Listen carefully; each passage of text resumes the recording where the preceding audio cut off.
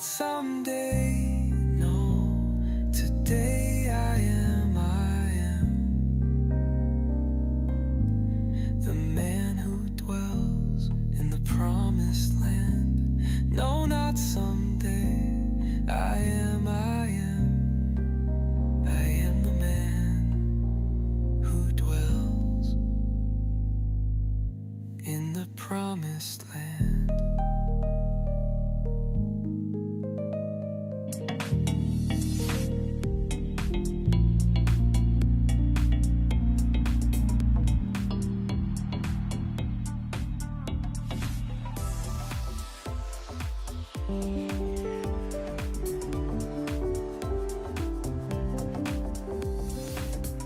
I used to wait for life and others to change,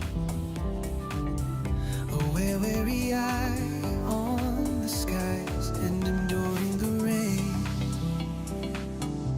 Now I've come to see it all starts within me. The dream I long for, a seed I can plant free. It's imagination that leads me home.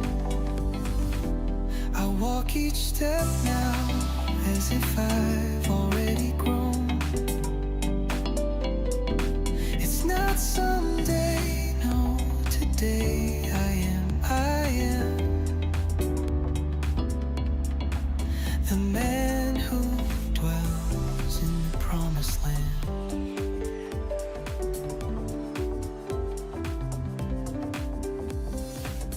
I learned to act from joy, no longer from need. Not moving from hope, but faith into deed. I don't ask when or how, now just agree that perfect life blooms and thrives inside of me.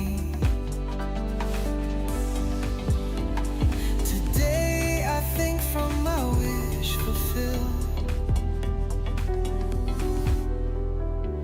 I wait not for proof, I become it.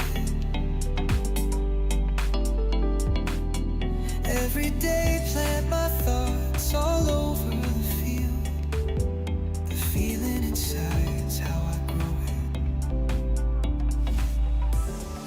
My imagination is God in action, and I rest in that, not what I see. Old mirrors of my life are shattered and done. Reflections now I desire to be. It's imagination that leads me home. Walk each step now as if I've already grown.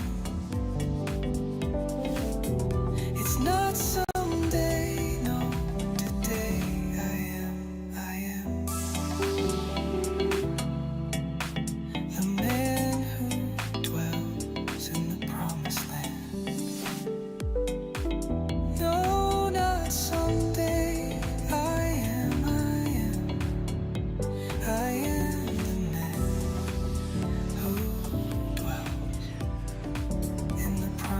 land.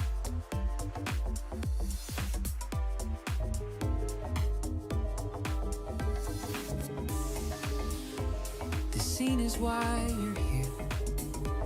Not this old house, not this land, not even in this body, neither woman nor any man.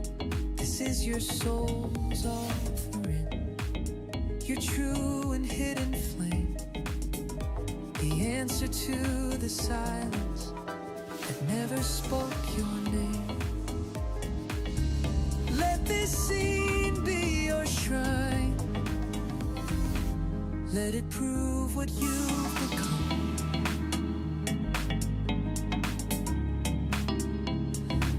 You don't have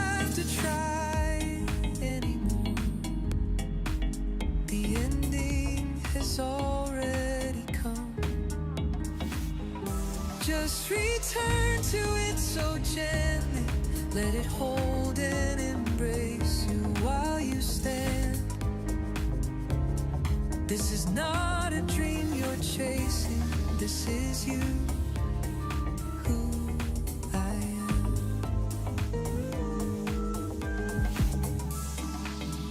It redeems your years of effort, the illness in your bones. So many moments no one noticed. Always you carried it alone. But now the light is rising and hearts are drawn your way. They see you in the stillness. No words, but you feel their praise. So let this seed be your shrine. Let it prove what you've become.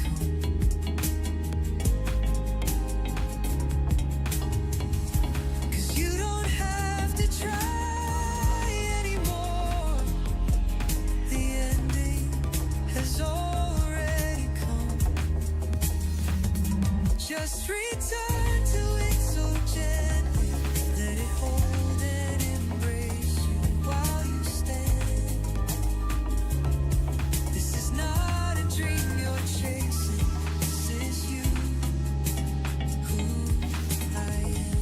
This isn't the end of the road, the way most people would say. It's the end of the road you've known, where you had to earn love each day, where pain bought you some attention and dreams stayed far away. But underneath years of heartbreak, resurrection is in your name.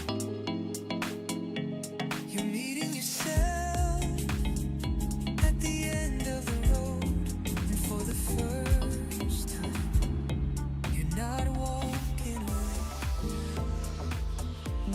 Let this seed be your shrine. Let it echo when you pray. You don't have to prove you're worthy. You were whole from the very first day.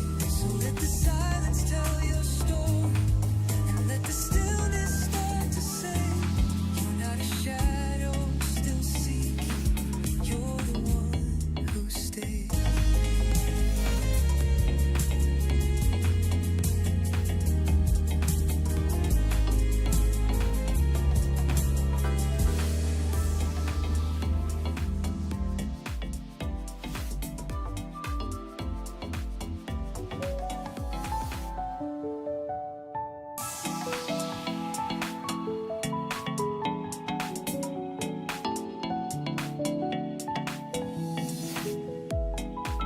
Cảnh này chính là lý do anh có mặt nơi đây.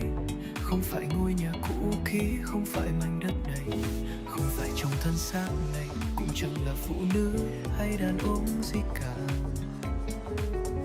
Đây là lễ dâng của linh hồn anh, ngọn lửa thật sự âm thầm cháy trong tim.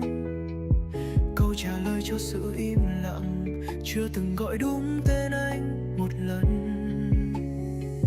Hãy để cánh này là ngôi đàn thiêng của anh, nơi chứng minh anh đã trở thành ai. Vì giờ anh chẳng cần cố gắng thêm nữa, hồi quyết đã đến rồi, nhẹ nhàng như vậy thôi. Chỉ cần trở về với nó thật khẽ khàng, để nó ôm lấy anh, đừng để anh đứng yên. Đây chính là anh, cũng là chính ta. Nó chụp lại những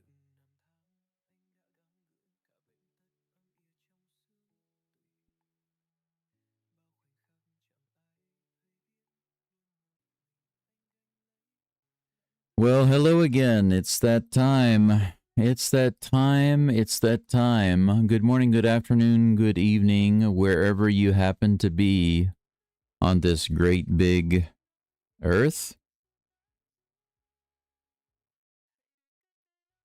We are back for game 2 of the wild card series. The New York Yankees versus the Boston Red Sox. Now, the question is,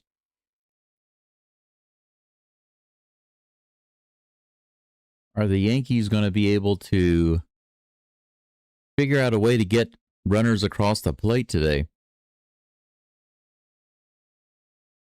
They struggled with that yesterday. They had a tremendous opportunity in the 9th inning. They didn't need much.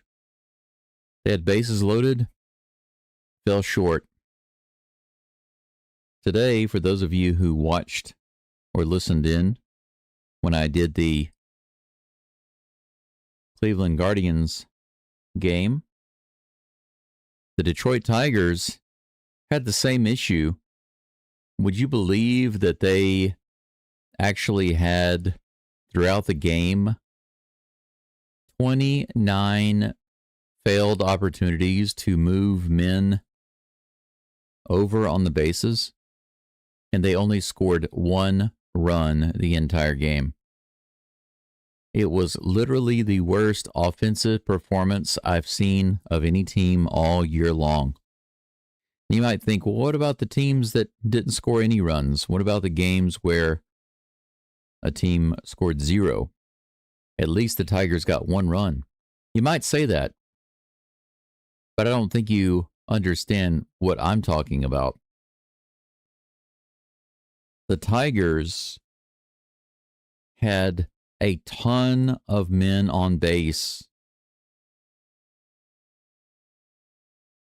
and missed 29 opportunities. They had 29 different guys on base, and they could have moved them around and were unable to do it. That's what I'm talking about. It's not just about scoring a run or 2 or scoring no runs. Because if you only have 2 opportunities and you score no runs, it kind of makes sense because you only had a couple of opportunities. But when you have almost 30 opportunities and you don't even move them to the next base, that is absolutely horrible. And in the 8th inning, the Guardians just dismantled the Tigers. That series is tied 1-1. Now I just wonder if the Yankees have it in them today to fight back, or if they're going to get eliminated early by former Astros like Alex Bregman.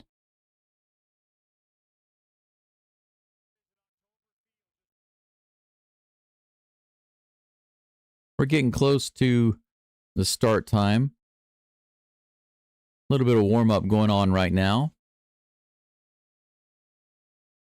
Hey, Ben. Good to see you here today. JD, thank you. Ben says, hey, I'm going for the Sox today. I wish you luck.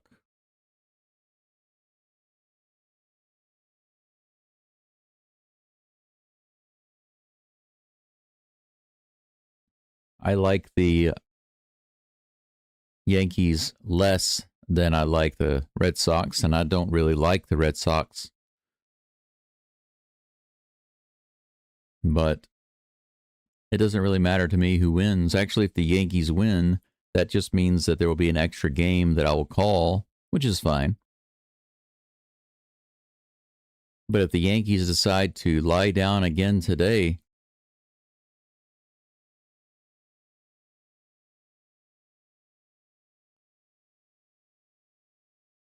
then that just means that I'll have a little bit of extra sleep. Because tomorrow I will have another game to do with the Guardians and the Tigers.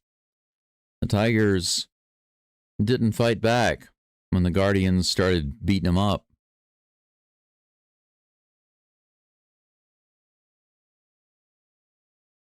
Carlos Rodon is going to be on the mound for the Yankees today. He will start it off against Rob Refsnyder, the leadoff batter for the Red Sox. I'm sorry. Yeah, that's right. Brian Bello.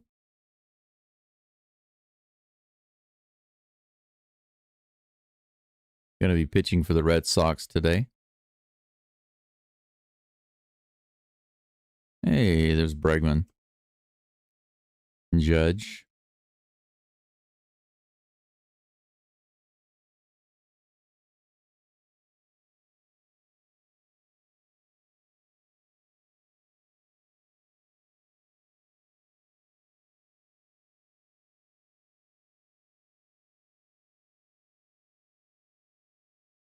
Hey, Jesse, good to see you.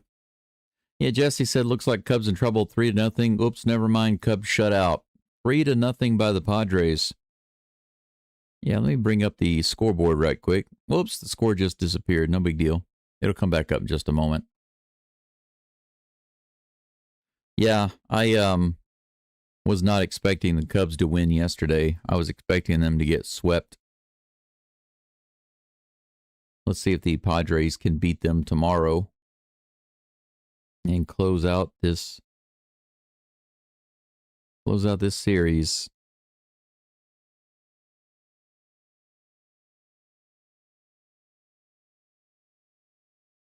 There it is. Yep, 3-0, game over.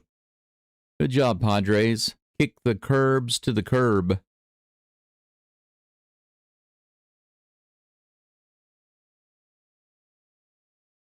That is what I want to see.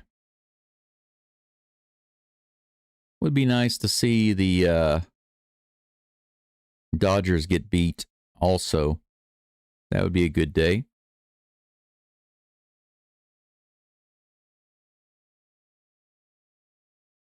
Got about 15 people watching right now. It's going to be just a couple of moments until we get to the first pitch.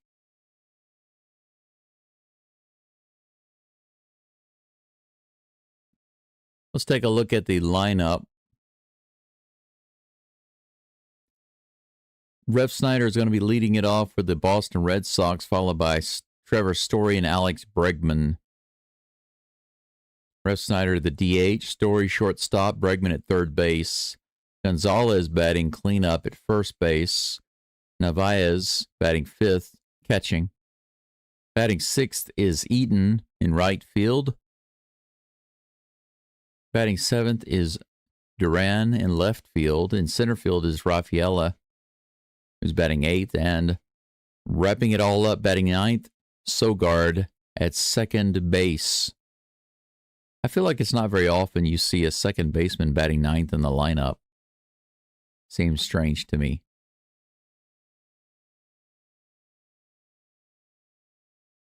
Interesting. The Yankees have Grisham leading it off in center field. Aaron Judge batting second in right field. Cody Bellinger batting third in left field. All of the outfielders batting first, second, and third. Cleanup batter is Rice at first base. Stanton batting fifth, the DH position. Chisholm Jr. batting sixth at second base. Batting seventh is Wells at catcher. Volpe, the only guy who could really manage to get a run in for the Yankees, at shortstop. McMahon rounding out the lineup for the Yankees at third base, batting ninth.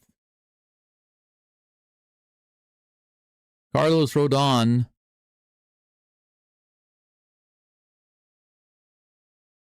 has finished up his warm-ups.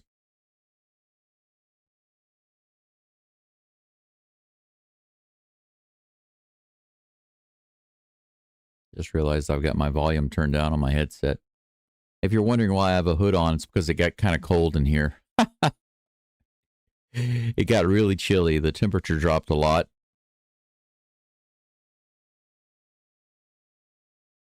Got down to about 15 degrees Celsius here inside my house.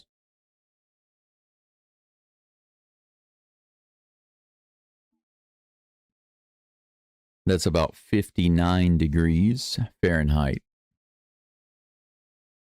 So a little chilly.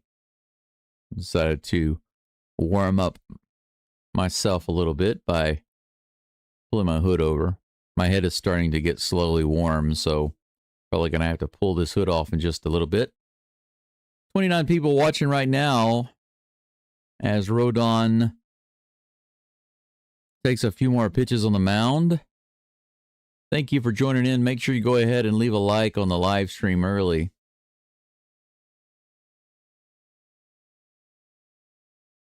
I don't get paid to do these streams. Hey, Dr. Delay, I see that you have joined and some of your crew. Thank you for being here. Thanks for referring your crew over here. Good to see you again.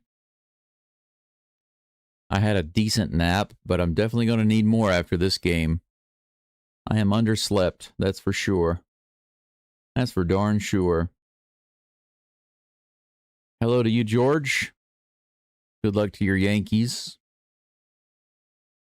Jesse says Tucker shut out yesterday and didn't do much today except one single for the Cubs. Yeah, Tucker has not been a playoff guy, you know? So I'm not surprised.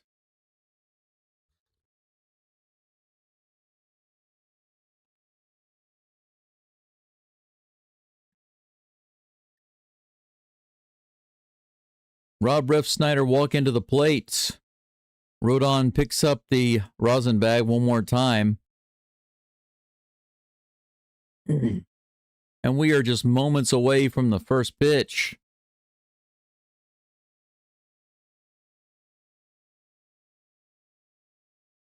Have a good rest, Dr. D. You've earned it. Here's the first pitch to Ref Snyder. Right in there, right in the middle of the plate. Four-seam fastball, 93 miles an hour, strike one. And we're off. Here comes the 0-1 pitch. Low and inside, check swing. They say went around, but I don't think it mattered. I believe that was in the zone anyway. Umpire missed it, but it's 0-2. Ref Snyder steps back in the box. Here comes the next pitch from Rodon. He taps that one foul. Hangs in there on the slider. What are the Yankees fans doing? Paper, rock, scissors? That's a big dude right there.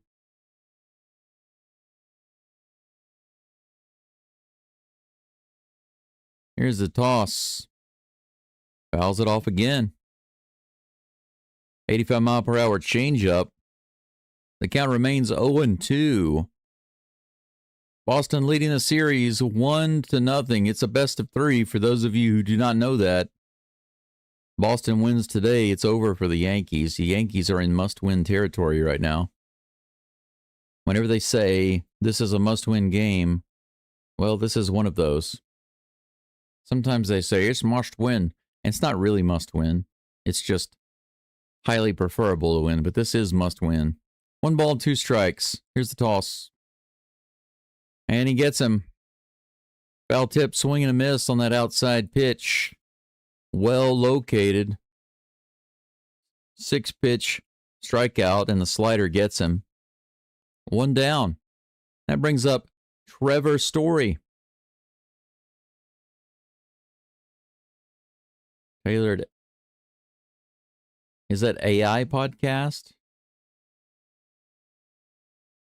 95 outside, ball 1 to Story.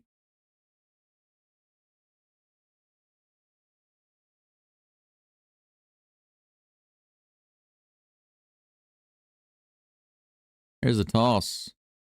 95 outside. Tailored AI podcast? Is that what that is? Or Tailored Al? I'm not sure which one it is. I'm guessing it's AI podcast.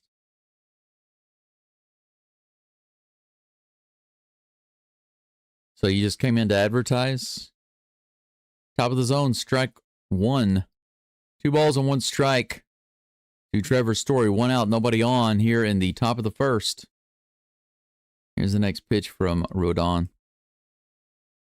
Swing and a miss. Around the outside edge. That's that same slider that he got the strikeout on. Perfectly placed on that outside edge.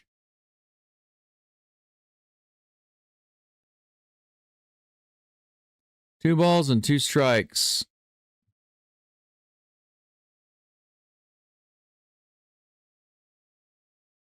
Here comes the 2-2 pitch. Swing and a miss. The slider, this time below the zone, and he chased it. Another K, and that's out number 2. Go sit down, sir.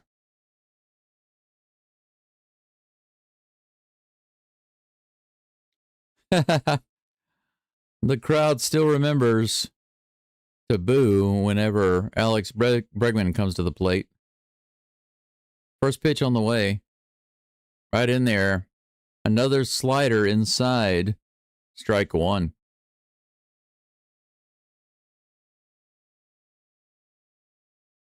Bregman will likely never get away from the boos. And the cheers come in with that pitch, 93-mile-per-hour fastball right in there. And it's 0-2 with 2 outs against Alex Bregman. Carlos Rodon cruising along so far. Crowd on their feet looking for a strikeout. Swing and a... No swing. Low and inside in the dirt. Can you imagine if crowds got this excited about a regular season game, packed the stands, and were cheering in the top of the first to get that strikeout? Can you imagine? Here's the pitch. It's hit high in the air to left field. No strikeout, but it should be a fly out. Bellinger's underneath it, and he puts it away. So 2 strikeouts and a fly out to left field. Rodon has a nice first inning.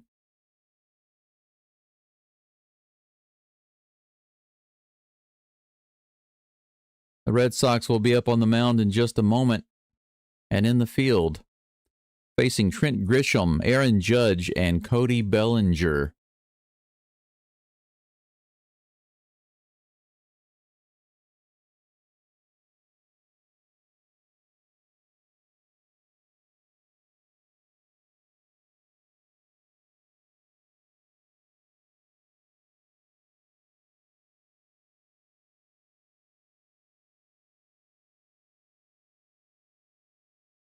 This channel doesn't have any content. Why am I not surprised?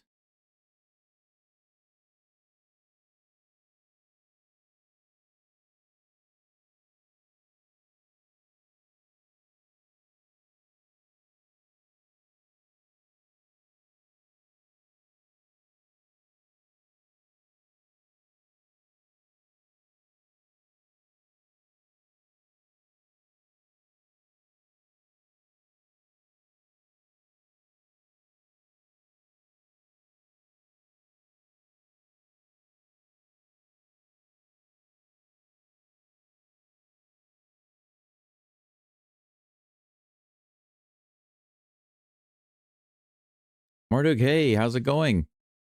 Even without my Astros, I love this live stream channel. Thank you for coming in to support the channel. Good to see you again. It does feel strange without the Astros being on the screen, right? Especially since the Yankees are in the playoffs. I think the Yankees are excited about the opportunity to play in the playoffs without the Astros. Unfortunately for them, they found themselves in a hole against another team that they hate probably worse than the Astros. That is the Boston Red Sox. The tradition of hatred between these teams runs deep. Hardick says, Bregman, we miss you. Yeah, it feels weird to see him in a Boston Red Sox uniform. Here's the first pitch to Grisham. He hits that first pitch out in left field. Should be playable. Duran is over there, and he puts it away for out number 1. 1 pitch, 1 out. Aaron Judge comes to the plate.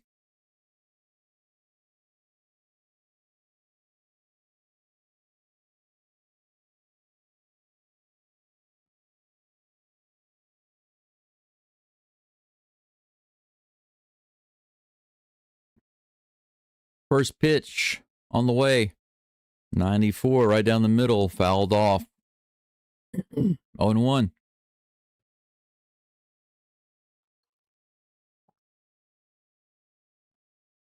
Brian Bayo on the mound. Here comes the 0-1 pitch with one out. 87 miles an hour on the inside, taken for strike 2.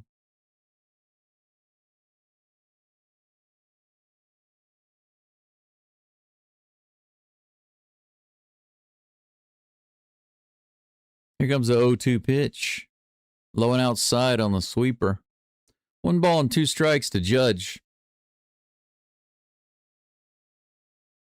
I think Brian Bayo's last name reminds me of Scott Baio. Spelled completely differently, though. Here's a 1-2 pitch. Bounce to third. Bregman grabs it, fires it to first. Gets Judge. 2 down. That brings up Cody Bellinger in just a moment.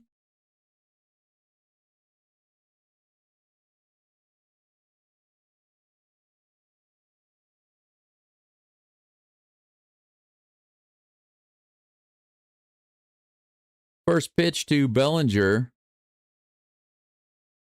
on the way.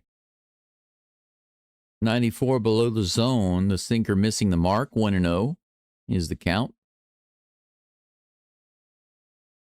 7th pitch of the game for Bayo. 1-0 count. Here's the toss. And grounds it up the middle, and that's going to be a hit for Bellinger. Sogard cuts it off and throws it in. Yankees have a runner aboard with 2 outs. First hit of the game for either team.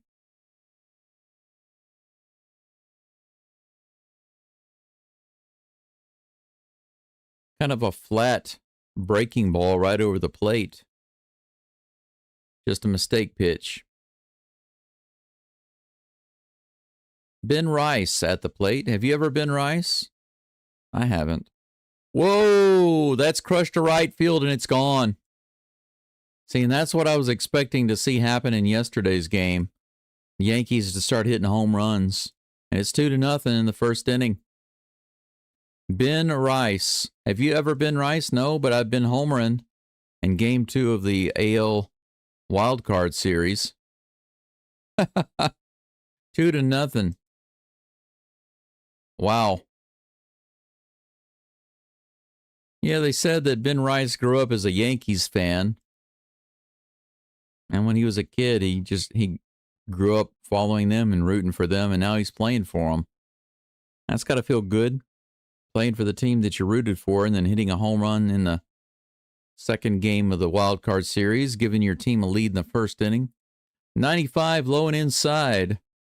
Giancarlo Stanton is now at the plate. With 2 outs, the Yankees have the lead 2-0. Just like that. Here's the 1-0 pitch. 95 in the bottom of the zone. Strike 1. 1-1 is the count. Here's the guy with the home run. That glove came in handy, sir. You've got an interesting beard. 94 in the top of the zone, swing and a miss. Take a look at that. That was actually not a very easy pitch to hit. Breaking ball down. Probably could have put more break on it, but still low. Good hit. This is grounded to the shortstop. Trevor Story fires over to first base for the 3rd out. But Ben Rice goes down and pulls one out, cranks it out into right field. It's funny because the guy with the baseball glove that got the ball out there, he didn't even catch it. It bounced off of somebody else, so he had the glove, but didn't actually need it. It's 2-0 Yankees at the end of 1. 2 hits. 2 runs. So the Yankees not only get the home run, they benefit from the single just before the homer. Managed to get a guy on base before Ben Rice cranks one out to right field. Rodon will be back up on the mound in just a moment. He is at 15 total pitches with 11 strikes. He'll be facing Romy Gonzalez, Carlos Narvaez, and Nate Eaton. I do appreciate you all being here today. It looks like I've got around 33 people following at the moment. Do me a favor and click like. We're sitting currently at about 50% on the like to viewer ratio. And that is what I call very so-so. So I will give you my gratitude in advance for clicking the like button on the stream and getting that up to 75%. Thank you very much.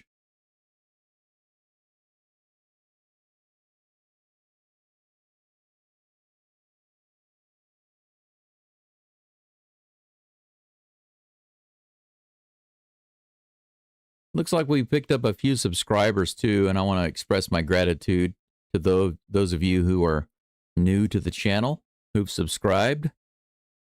I appreciate you being here. I stream these games from my old house here in East Hiroshima. I think I am warm enough now to remove my hood. That very first pitch is hit out to right field. Judge is underneath it, and he puts it away. Romy Gonzalez flies out on one pitch.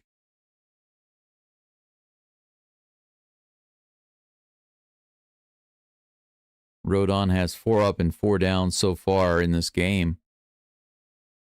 Carlos Narvaez comes to the plate next.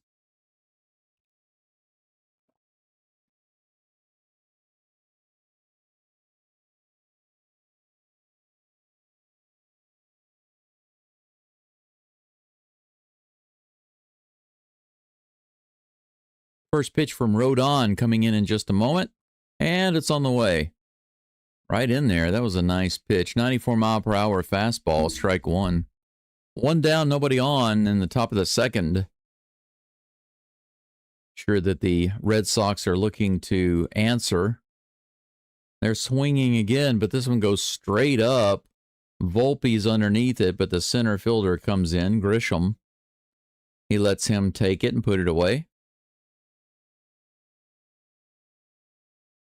2 up and 2 down. Just 3 pitches so far for Rodon. He's already got 2 outs. Nate Eaton at the plate.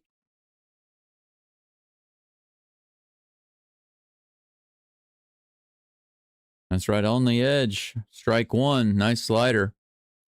You ever been rice? No, but I've been eating rice. Here's the 0-1 pitch. Swing and a miss. 86 below the zone on the changeup. Rodon ahead in the count, 0-2.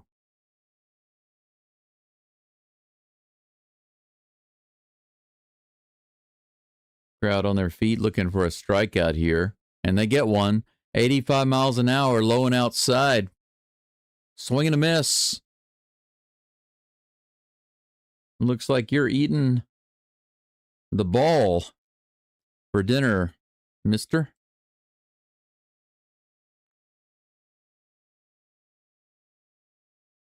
Nice, smooth, easy inning for Carlos Rodon. 6 pitches and 1 strikeout. Flawless right there. And just like that, we go back to the bottom of the second. No rest. No rest, really, for Geaux. He'll be back up on the mound in just a moment. He is sitting at 12 pitches. Still not bad, especially considering that he gave up a couple of hits and a couple of runs. He's going to be facing Jazz Chisholm, Austin Wells, and then Anthony Volpe. I'm interested to see how Volpe performs today versus yesterday because I know he gets a lot of grief from Yankees fans.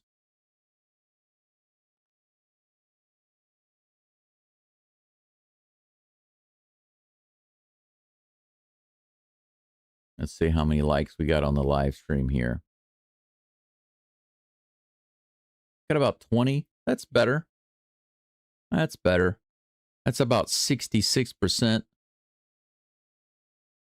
of the people viewing right now. That's not bad. But I think we can do better.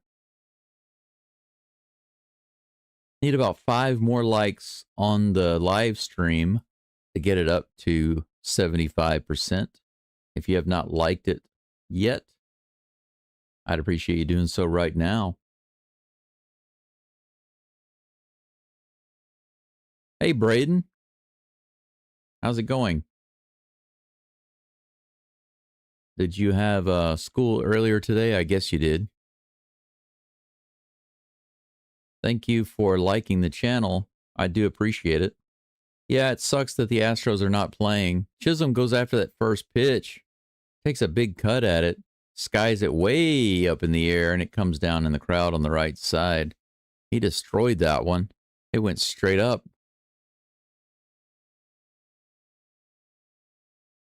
Looks like the Yankees are swinging.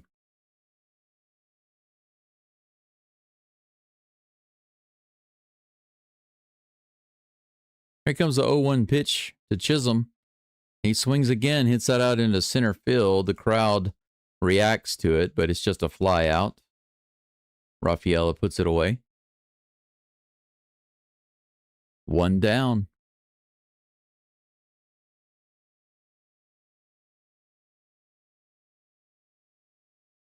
Austin Wells comes to the plate, and he digs in. 16th pitch of the game coming up for Geaux. Here's the toss. Low and outside. The sinker missing. 1 ball, no strikes. Hey. Welcome to high school. Are you nervous about going to high school, or are you looking forward to it? Here's the pitch. Swing and a miss. 87 in the bottom of the zone.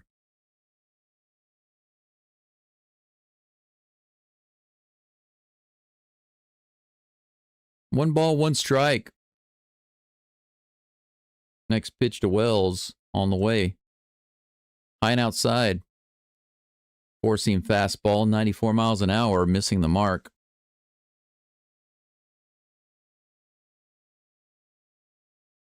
I do appreciate everybody supporting the channel, especially my longtime subscribers and Astros fans.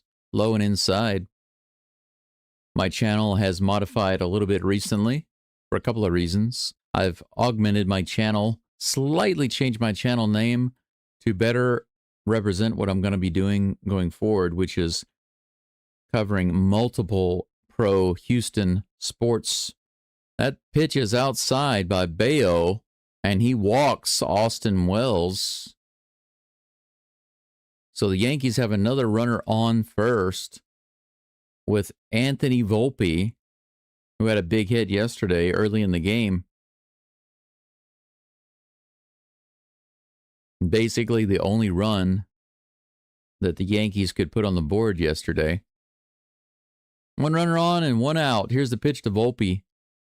He goes after the first one, grounds it to Bregman. It might be a double play, and it is. Volpe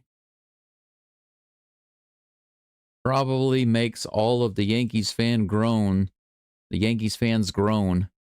with that ground out, that double play ball, because that gets them out of the inning. That shuts down what might have been another opportunity to get a score. That's it. We are finished with the first 2 innings of ball. 2 hits for the Yankees, none for the Sox. It's 2-0, New York. In New York. No errors. Braden says nervous, new place, but I'm also excited because I'm more free. That's good. You know what? that kind of feeling never really goes away. You know, even as an adult, you start a new job, it's a new environment, new people. Even if you have done the same job before, it's still a little different. And there's a little bit of nervousness. But the good thing is, once you get in there, spend a few weeks, you start to feel comfortable. You get the hang of it.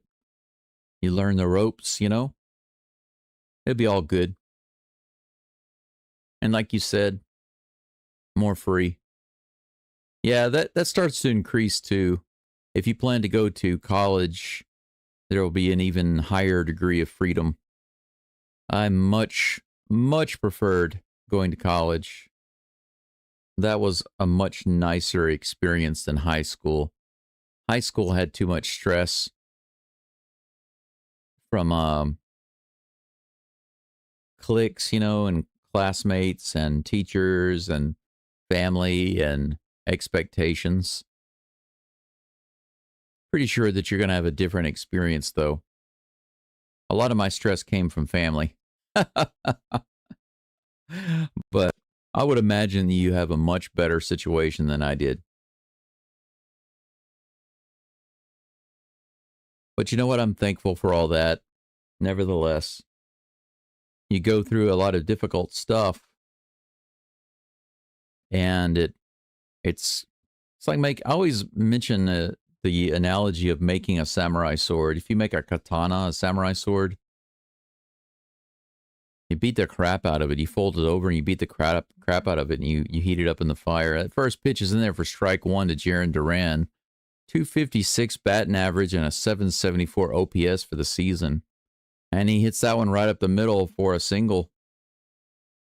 Grisham fields it on one hop, and Duran will stay at first.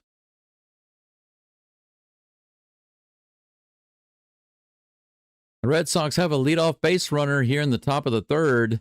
Second pitch, smacked opposite field by Duran.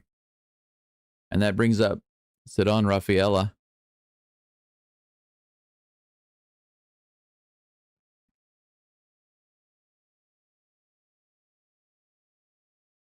Here's the first pitch. Low and inside, ball one, the slider missing. No outs. Runner on first.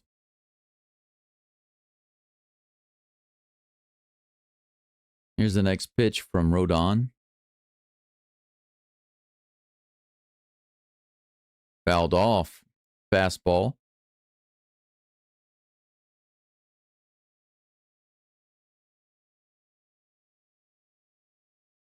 One ball and one strike. Next pitch on the way. 83, high and outside on the changeup.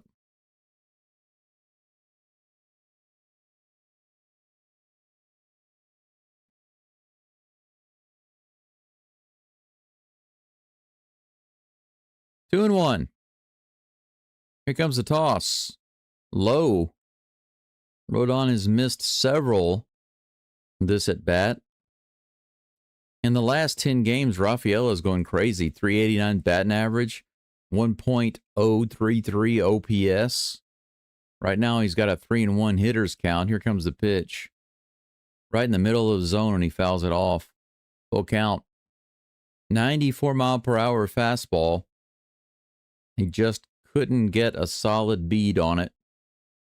Red Sox looking to try and find a way to tie this game up. Get back in it.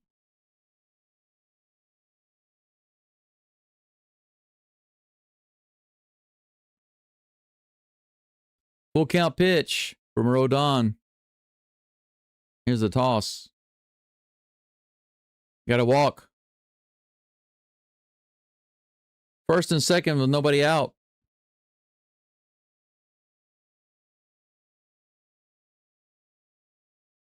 Boone spitting seeds everywhere. So a leadoff single by Duran. And then Rafaela comes up and draws a walk on a full count. Nick Sogard is now at the plate. batting .260 this season with a .661 OPS. OPS leaves something to be desired, but that's not a bad average. Here's the... Oh, he's going to bunt it, and he lays it down. Rodon's going to go to first with a terrible throw. He comes off the base, and they say he's off the bag. That was a terrible throw to first base, and now bases are loaded. Chisholm was not able to pull that in and keep his foot on the bag. Boone wants to look and see if they're going to challenge, and he's not. He plays the bunt. Look at that throw. Look how terrible that is. He couldn't get his foot back on the bag. And Sogard is safe at first base. Just like that, the Red Sox have bases juiced with no outs. And Rob Refsnyder is at the plate. 87 miles an hour on the slider right in there. Strike one. Yeah, Jesse, looks like it. Looks like Boone's getting nervous, spitting seeds everywhere. Here comes the 0-1 pitch in the dirt. 1-1.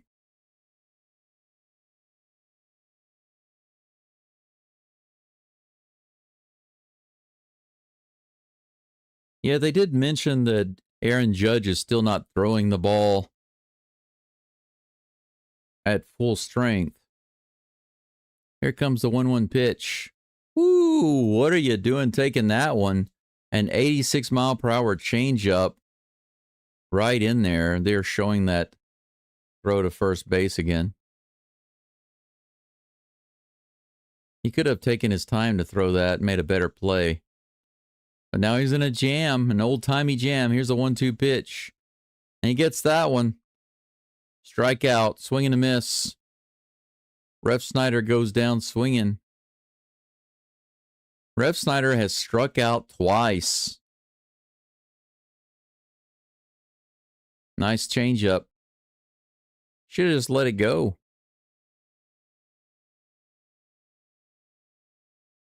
Could have bunted it too. Bases loaded, no outs. Could have laid down the bunt again. Why not? Trevor Story at the plate. High and outside. Red Sox need to quit playing around here. Maybe some small ball. Instead of just taking a chance to swing in. 741 OPS for Trevor Story. And this series, he's batting .333. He's over 1 today. Here's the toss. Fouls that one off. Just like that. It's a 1-1 count. Jesse says, grand slam? I don't know, man. Not the way that they're swinging right now. We'll see. Here's the toss. That's hit up the middle, and that's going to score a run. Grisham brings it in. That brings in 2 runs. Tied up. 2-2. Didn't need a grand slam, just needed that hit up the middle. Line drive on an 87-mile-per-hour slider right in the bottom of the zone. See, that's all you need to do when you come to the plate. No need to be a hero. No need to hack at it. Just do your job. Trevor Story knows how to do it, apparently. 1 out. Trevor Story on first with that hit. Alex Bregman at the plate. That's in there for a strike. 821 OPS for the season, a .273 batting average. Wish he could have done that for the Astros last year. Here comes the 0-1 pitch. 96, just a little high and outside. 1 ball and 1 strike. Man, this tea is not hot at all. I've got 2 different thermoses, and one of them is just really not that good. Here's the 1-1 pitch. Grounded on the right side. Might be a double play. And it is.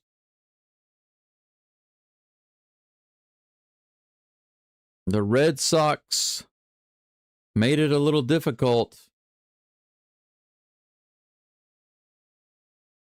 And it could have been a lot worse. But the Red Sox do tie it up, and we have a game reset. Going into the bottom of the third, it's 2-2. 2 hits for both teams and 2 runs. 1 error for the Yankees. Brian Geaux at 20 pitches through 2 innings. He will be back up on the mound in just a moment to face Ryan McMahon, Trent Grisham, and Aaron Judge.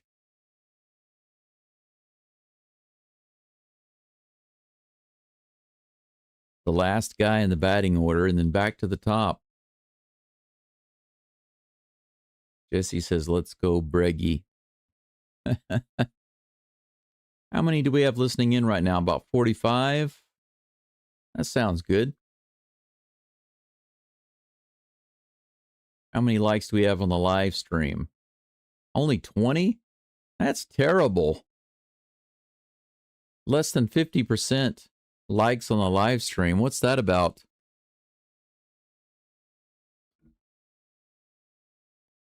I really do wonder, though. I'd like to talk to somebody who listens in or watches the live stream and doesn't click the like button, even though they hear me mention it a few times, and ask them, why not? Why don't you like the live stream? It's the least you can do. Most of these playoff live streams, I don't get donations for.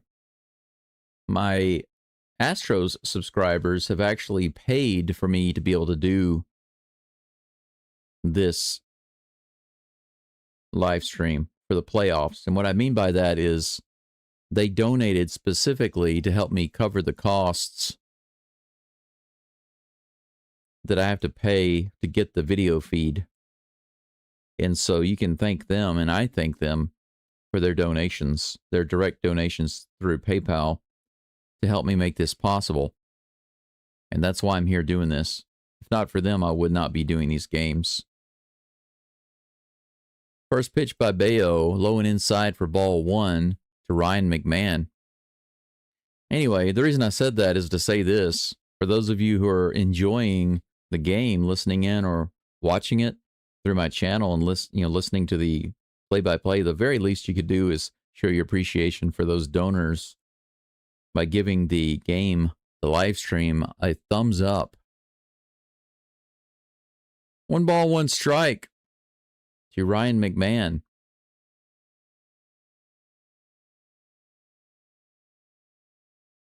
I do not have a sponsor right now. If somebody out there has a small business you'd like to promote, you can contact me and ask me for sponsorship opportunities. 1 ball, 1 strike. This game is tied 2-2. Here's a pitch. McMahon hits that one to right field, and that's going to be a hit.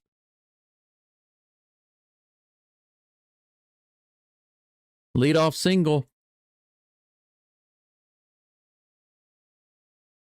The 9th hitter in the lineup gets on base to lead it off, and we're back to the top of the batting order for the Yankees. Trent Grisham due up next. Beautiful view of the moon over the stadium there. Wow, that's a clear night.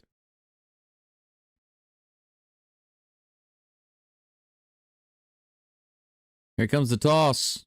Grisham takes that one low and outside. The sinker, 96 miles an hour, ball 1.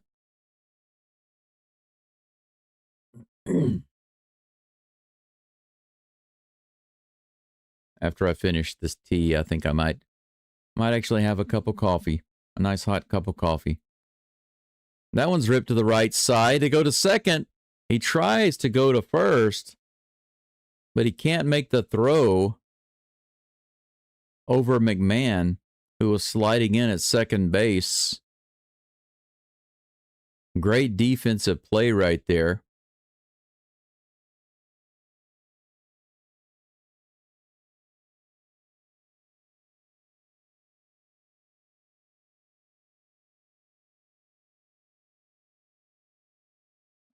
Aaron Judge at the plate with one on and one out.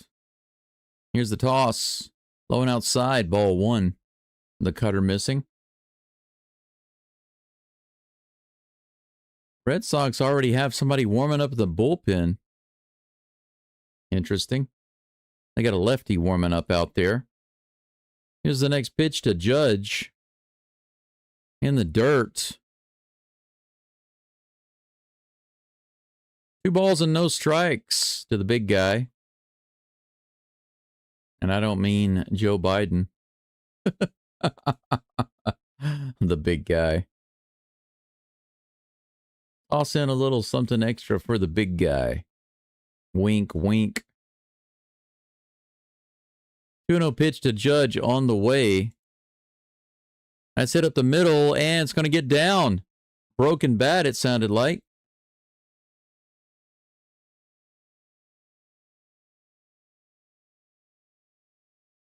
Got 2 runners on base with 1 out. 2 singles. 1 to right field and 1 to center. Cody Bellinger comes to the plate.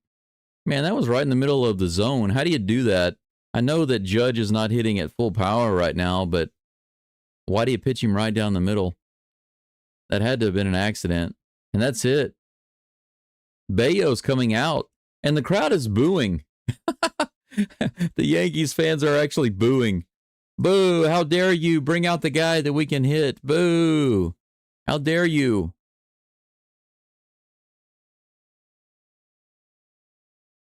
We're hitting this guy. Come on, leave him in. Boo! Boo to you. That's funny. Jason says probably better to eat the throw. Don't want to make an error. You already got an out. Are you talking about the second baseman? Yeah, I don't think that he had the ability to throw it to first. If you see the highlight there, you can see that because of that slide, he lost his footing. So any throw he would have tried to make would have been not nearly in time anyway. It would have been probably, like you said, an error. But I don't think he could have beat him anyway. Even if he had been able to make a good throw, it wouldn't have beat him there.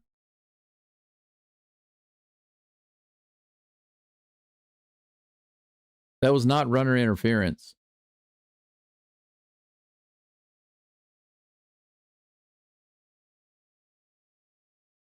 Because the runner went straight to second base and slid in. So you're allowed to do that. I mean, whenever you run into second base, you're allowed to go straight to second base and slide in. I mean, heck, one of the things I've seen some of the teams doing, and I don't understand why all the teams are not doing it, is when you're running to second base and there's a potential double play, a lot of them are just kind of falling down and sliding ahead of the bag and stuff like that and trying to stay out of the way. But what I've seen some teams doing is they just run full speed and they stand up the whole time. They run through the bag.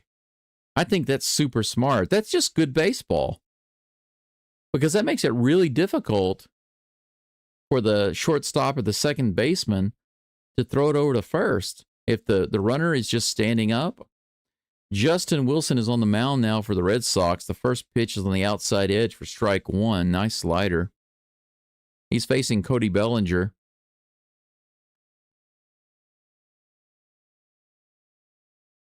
Two runners on, first and second with 1 out and 1 strike. Here comes the pitch. Grisham is still in third, and they can't throw it. Judge goes to second base. That's a double steal.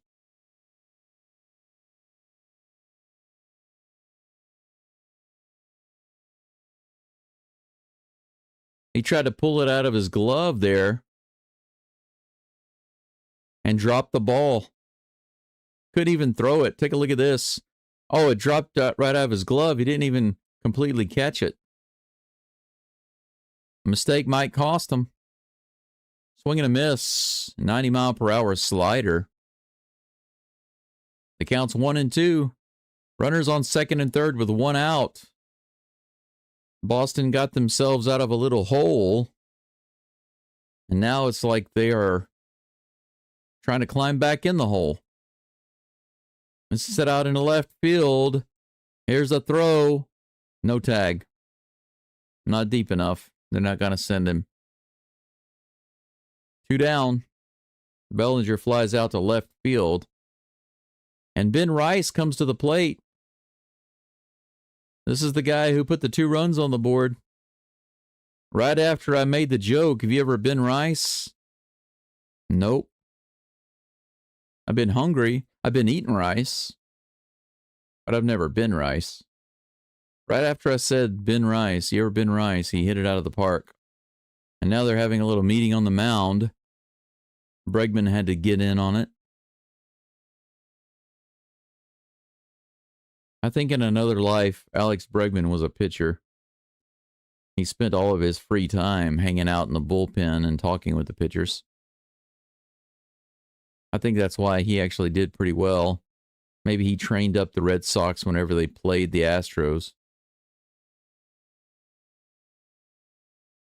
Showed them how to hit their pitchers.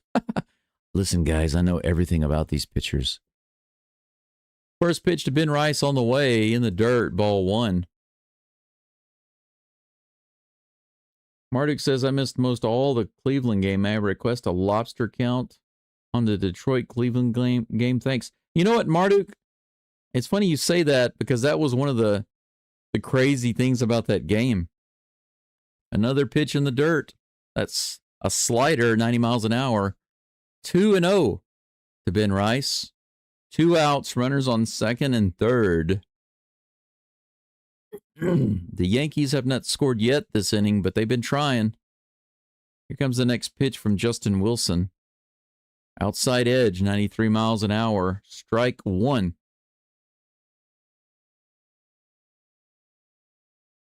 Yeah, Braden, they got back in it. The Red Sox got back in it, but now they're struggling to stay out of that hole that they dug themselves out of. Here's the toss. That's hit hard into right field and right at the right fielder. Nate Eaton is right there. Wow, dangerous. Ben Rice almost drives in more runs, but he hits it. A line drive shot right at Eaton for the 3rd out. So close. So close, yet so far away. That's what I always say in baseball. Almost doesn't matter. Almost is never good enough. 4 hits for the Yankees. 2 hits for the Red Sox. It's 2-2. We are finished with 3 innings of baseball. Going to the top of the 4th. Carlos Rodon will be facing Romy Gonzalez, Carlos Narvaez, and Nate Eaton. Now, Marduk, to address your question about the Guardians game, the Guardians-Tigers game, the Guardians were having trouble just getting guys on base. They went most of the game with just 1 hit, and that was a home run. For a while, they only had 2 base runners, and those guys got on base by walking. And, of course, they were stranded. But through most of the game, they only had about 4 stranded runners that they just left on base, 4 lobsters. It wasn't until the 8th inning that they actually started doing something. They started blowing it up. Scored 5 runs. Just like that. And blew up the game in the 8th inning. So their lobster count was super low. I think they only had like 4 or 5 the whole game. It was crazy. But the main reason for that is because they weren't getting anybody on base. They weren't getting any base runners. And then when they finally did start hitting the ball, they just kept scoring and scoring and scoring. So they had a really good game score-wise and lobster count-wise. But you're gonna love this. The Detroit Tigers, they should have won the game, to be honest, because they kept getting guys on base. They only had one run, but they kept getting guys on base through the whole game. And guess how many lobsters they had? 93 miles an hour. Rodon is back on the mound, facing Romy Gonzalez. 0-1 is the count. Top of the fourth, guys and gals. Bounced foul down the third base side. 0-2 is the count. But I will tell you this, the lobster count for the Tigers compared to their runs, it is literally the worst performance I've ever seen in a game. And it was the worst performance all year long. Nothing that the Astros did with leaving runners on base was as bad as what I saw the Tigers do today. Just to let you know, it wound up being 29. Here's the 1-2 pitch in the dirt almost. 2-2. So there is your answer, Marduk. The Detroit Tigers had 29 men. 29 lobsters lost. 94 right in there, fouled off. The count remains 2-2. Can you believe that? It's absolutely crazy.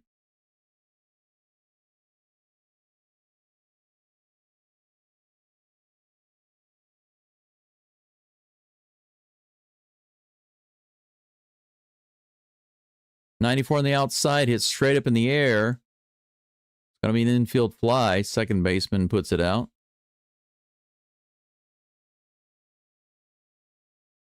One up and one down. Romy not having a really good series right now. Didn't do so well yesterday. Today's over 2.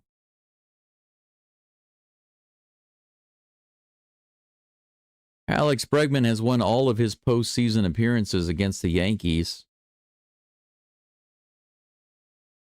There he is right there.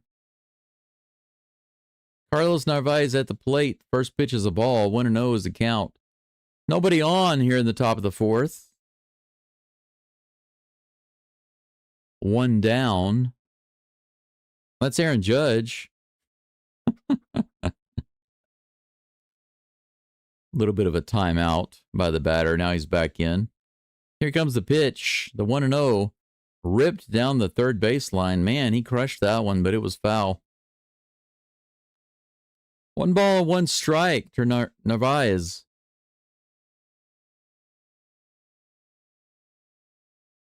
Ayo says, come on, Boston. Landon says, yet another one of them. No bases, no capitals. No capitalizing on it. Is that what you mean? That's to the backstop. Wild pitch. Ball 2, 2-1.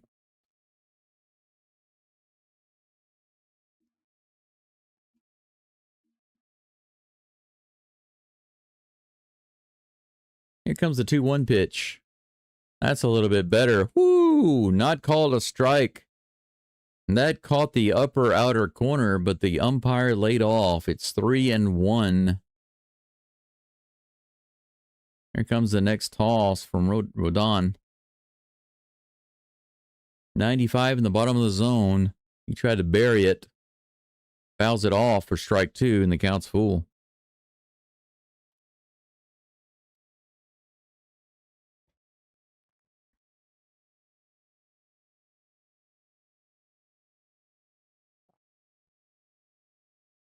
Yeah, they gotta bring those runners in. You can't just leave them on the base. Here's the toss, the 3-2. He fouls it off. 95 mile per hour fastball outside. Count remains full. Yeah, Landon, that's why I call them lobsters, because lob, L-O-B, left on base. But it's just like going out fishing, right? You get your crew together and you go out pulling in your traps and catching your lobsters, pulling in the nets. That one's bounced foul down the third baseline, an 86 mile per hour changeup. Count remains full. Carlos Rodon versus Carlos Narvaez. It's the battle of the Carloses. But imagine getting your crew together and taking the boats out. Swing and a miss. 96 miles an hour on that fastball on the outside edge. And that's a strikeout. 5 strikeouts now for Rodon. 2 down. Nate Eaton comes to the plate. But yeah, you know, if you take your boats out and you get like 9, 10, 15 different lobsters throughout the day in the boat and you lose all of them, you don't get any of them back to shore, then what good is it? You know, what good is it to catch all of these lobsters if you're just going to lose them while you're trying to transport them home? You know, 0-1 is the count. In the dirt, 1-1.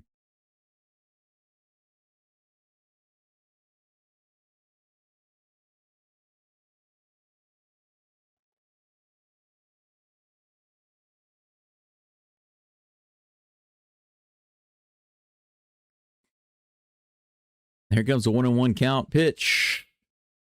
That's a line drive shot into right field. That's what you call a single. 2-out base runner. Eaton is on. He's 1 for 2 today. Batting .400 in the series. Jarren Duran comes to the plate. Rodon wants to change the ball. He's up to 57 pitches, 40 in the zone. But can you imagine if your ship or your boat is only big enough to hold just three lobsters at a time, but you get your boat full, you know, and you got to take them back home and you lose all of them on the way back. It's terrible, right? That's like having bases loaded and not being able to bring any of those home. 1 ball, no strikes to Duran, batting .256 for the season with a .774 OPS. Here's the next toss. He bounces that to second base. Should be an easy play to first for Chisholm, and it is, and that's out number 3. 1 runner stranded. Speaking of losing lobsters, the Red Sox lose one right there. They had one in the boat, and they lost him. Top of the 4th is done and over. We go to the bottom of the 4th. The Yankees will be up to bat, starting with Giancarlo Stanton, followed by Jazz Chisholm Jr. and Austin Wells. Yeah, Landon, that's right. That's basically the way I look at it. The reason I started using the lobster analogy is just because you've got LOB, right? Lob, LOB. And there are a couple of different types of LOB. The one type of left on base that everybody always talks about is stranded at the end of an inning, you know? So, for example, if you have bases loaded with no outs and the next 3 batters strike out, then they'll say 3 runners were stranded. But actually, that's not quite representative of what just happened. Because if you have 2 outs and nobody on base, and then suddenly the bases are loaded and the next guy strikes out, you lost an opportunity at driving in 3 runs, right? But if you have bases loaded with no outs and 3 guys in a row come up and strike out, that means you missed the opportunity 3 times. You had 3 opportunities to bring in 3 runs. You see? And that's the number that I pay more attention to. And that's what I mean when I say lobster. And the Tigers, the Detroit Tigers today, they had more lobsters than I've ever seen in a game. 29. And they had 1 run. So they put a ton of guys on base, and they only scored 1 run. The Guardians should have lost that game. It should have been 10-5 or 10-6. But they won the game 6-1. Absolutely crazy. Giancarlo Stanton is at the plate. First pitch on the way. Low and inside. Justin Wilson on the mound. For those of you who remember the Cajun cook, Justin Wilson, that is not who's on the mound right now. He actually passed away many years ago. I guarantee. Do any of you remember that guy?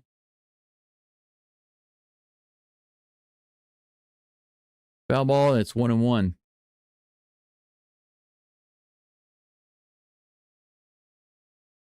Here's the toss. Outside. 2-1 to Stanton. Jason asks, do all of the wild card series end up going all 3 games? No. The Astros were in the wild card last year against the Tigers. They lost the first 2 games and they were out immediately. They barely got into the playoffs, faced the Tigers in the wild card, and lost the first 2 games and didn't even have an opportunity to go to the 3rd game. 93 miles an hour, swinging a foul tip. Strike 2. Full count to Stanton.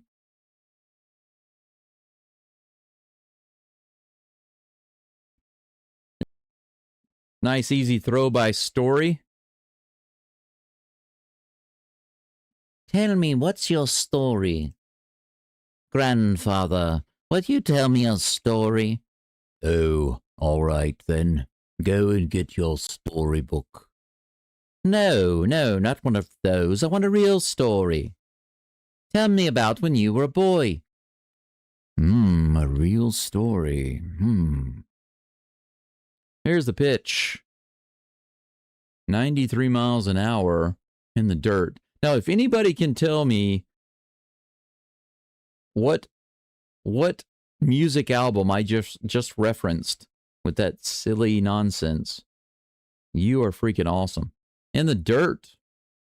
Another slider. 2 balls and no strikes. 1 out, nobody on for Jazz Chisholm.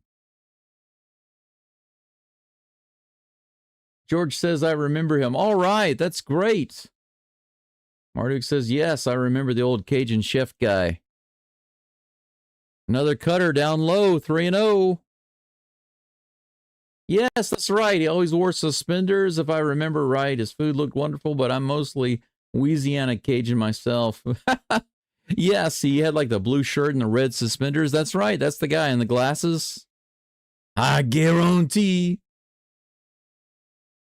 This is a high foul ball, and it's going to float right over the Yankees dugout.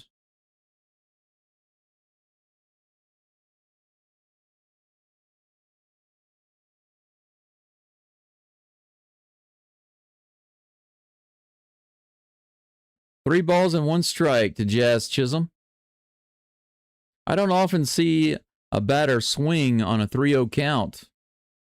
But if it's right down the middle and you know it's coming, why not crank it? Here's a 3-1 pitch.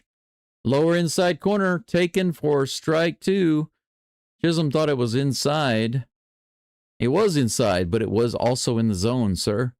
3-2 is the count with 1 out, nobody on. Jason says for this year, do you think all of them will go 3 games?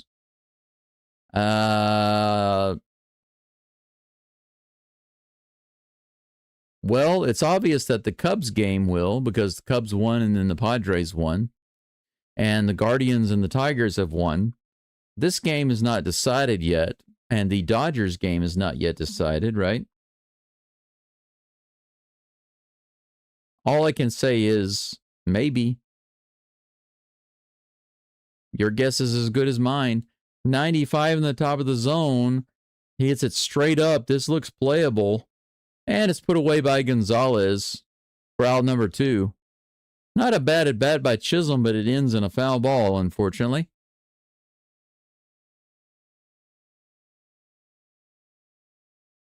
Marduk says there were at least 2 Cajun Creole chefs on TV back in the 80s, Justin Wilson and Paul Prudhomme. Oh, yeah, I remember Paul Prudhomme. Yep, that's right. Paul Prudhomme. I think it was P-R-U, not P-R-O. But you're right. I remember that guy.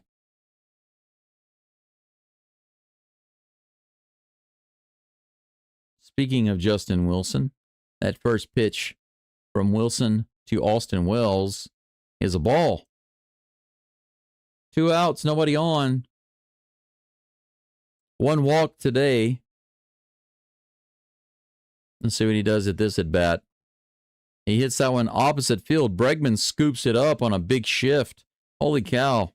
That was going straight towards the shortstop, and Bregman was playing way over And he gets the throw over to first base to put him away for out number 3. He throws it across the way for out number 3. Carlos Rodon will be back on the mound. He's up to 59 pitches through 4 innings. 41 in the strike zone.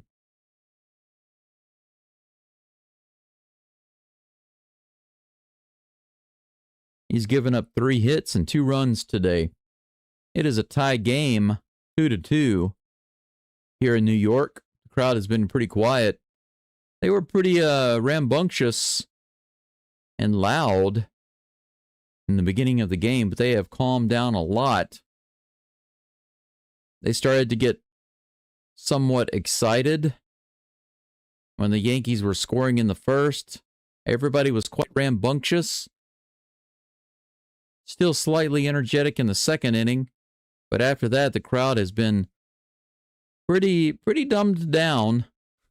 I say dumbed down, but really muted is what I mean. I don't mean dumb as in stupid. I mean dumb as in mute. So they've been muted down because of those runs scored in the third by the Red Sox. Since then, the crowd has been pretty darn quiet. Ceddanne Rafaela will lead it off, followed by Nick Sogard and Rob Refsnyder. Hello again, Daryl. Good to see you back. Jesse says, I lived in Lafayette, Louisiana for 2 years. Love the food over there. I love Louisiana food, but man, you will get so fat eating there. Louisiana food is so delicious, but so unhealthy. But Asians would love Cajun food because there's so much rice. I'm not being sarcastic, by the way, especially about Chinese people. Chinese people are not adventurous in their palate. They have a general distaste for food that is not Chinese food, and that's not a joke. Here's the pitch. 93 in the bottom of the zone, strike 1 to Rafaela. One of the interesting things about Chinese is that they are very, very much opposed to many things that are foreign, especially food. 86 miles an hour in the dirt and a swing and a foul tip miss. 0-2 to Rafaela. Marduk, did you just know that or did you look it up? Here's the toss. 86 miles an hour on the outside edge. Strike 3. 3-pitch strikeout to Rafaela. He was just kind of standing there like, was that really a strike? Yes, I'm afraid to inform you that that was on the edge of the zone, my friend. You are down and done.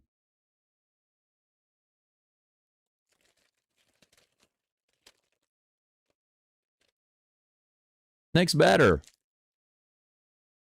Nick Sogard. The slider missing its mark. 1 ball, no strikes. Landon says, you gotta be kidding me. The way it goes. You knows? Here's the next pitch from Rodon. Or is it Rodon? I think it's Rodon. According to the mark over the O. Nick Sogard has a 1-1 count.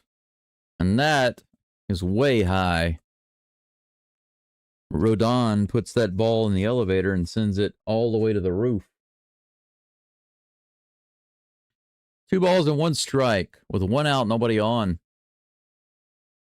Here's the toss. High and outside, 3-1.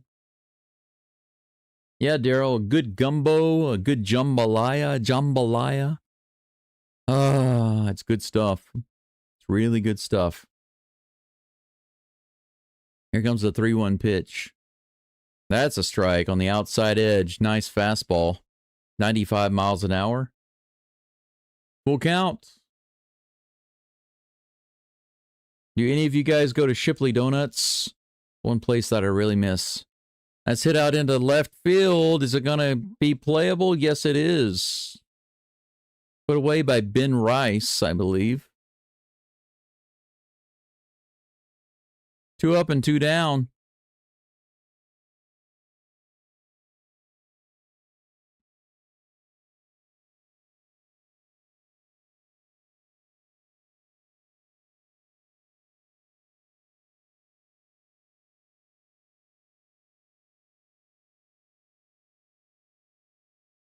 Rob Ref Snyder is up. The top of the batting order once again for the Sox.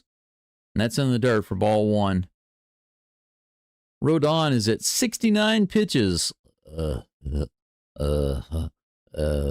Okay.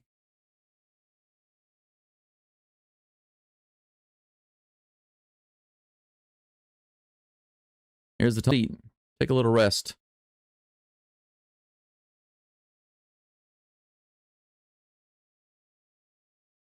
Justin Wilson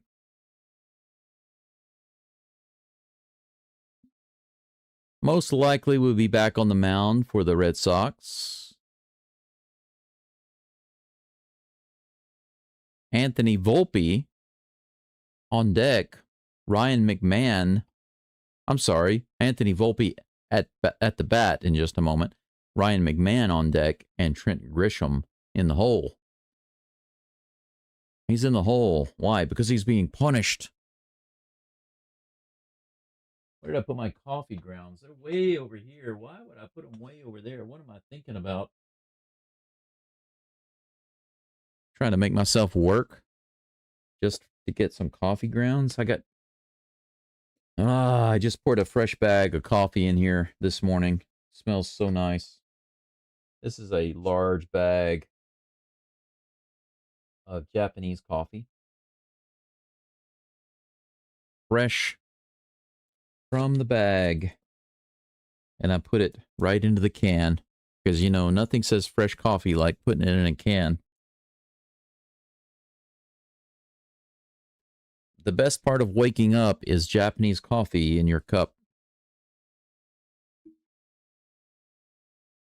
It's not Folgers. You might think it is. But trust me, they lied to you, bro. They lied to you. Folgers is the most mediocre part of waking up.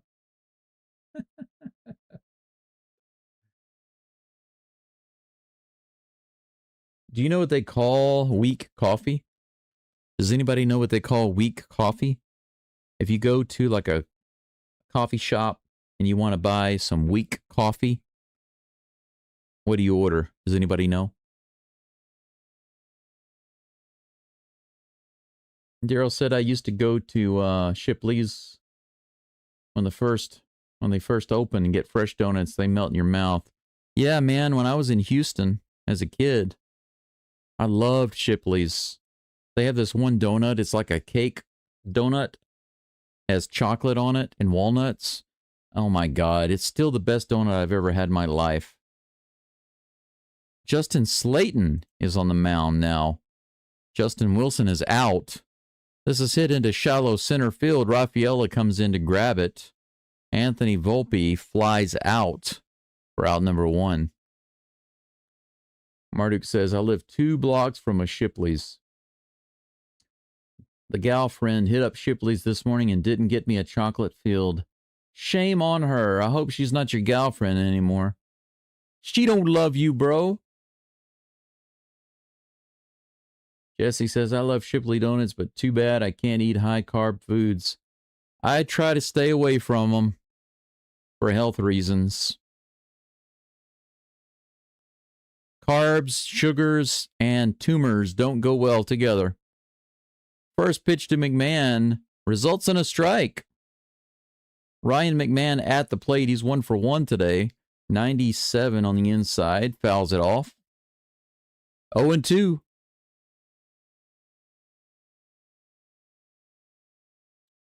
Marty says that, and just down the street from a Luby's, if you ever ate there, I've been eating Luby's since a little boy. It was a treat from Mama after Little League games. Great memories, great fried fish plate. I remember Luby's. I was never into Lubies, though. Where I lived, we had Piccadilly's. Piccadilly's, to me, was about 10 times the quality of Lubies. They had that in the shopping mall, and going there was a big treat. 0-2 in the dirt. 1-2. The curveball curves a little too much. Piccadilly's was one of those places that was really, really good, but my family rarely had the money to go to such a place. But it was so nice. So nice. It was in the shopping mall directly across from an El Chico Mexican restaurant. My gosh, I don't remember the last time I went to an El Chico. Heck, the only Mexican food I can get is at this American food place in Hiroshima. It's a great place, though. Don't get me wrong. They have some Mexican food, Tex-Mex on the menu, and it's great. That's a ball. 2-2 is the count with 1 out against Ryan McMahon. Justin Slayton on the mound doing the work for the Red Sox. Here in the top or the bottom of the 5th. It'll tap her back to the mound. Slayton lobs it over to first. 2 up and 2 down.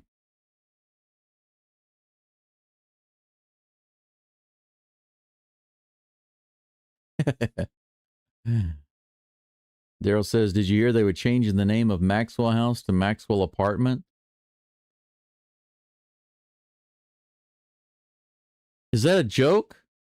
Are you just making a joke? Are you being sarcastic? Because that sounds ridiculous. Trent Grisham at the plate. Curveball on the outside edge. Strike 1. Grisham is 0 for 2 today. He did reach on a fielder's choice and had a stolen base. Here's the toss. Just above the zone on the 96-mile-per-hour fastball. 1-1. And my coffee's almost ready.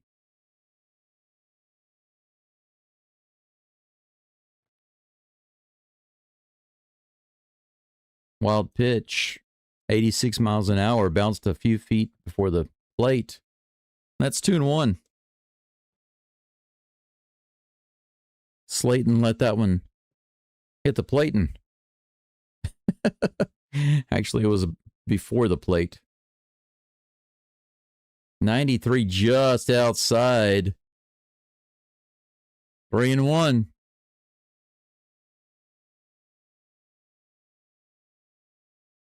I think the Red Sox wanted that one, but it was technically outside the zone, so it was a good call. Below the zone, and that's a walk. 5-pitch walk to Grisham. Aaron Judge comes up to the plate. 2 outs and 1 runner on.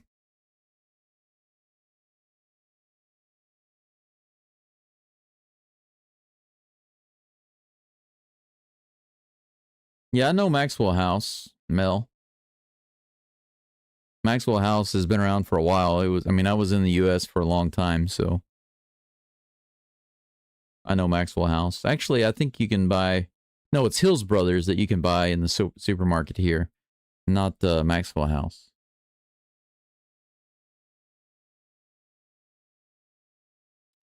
First pitch to Judge is a strike.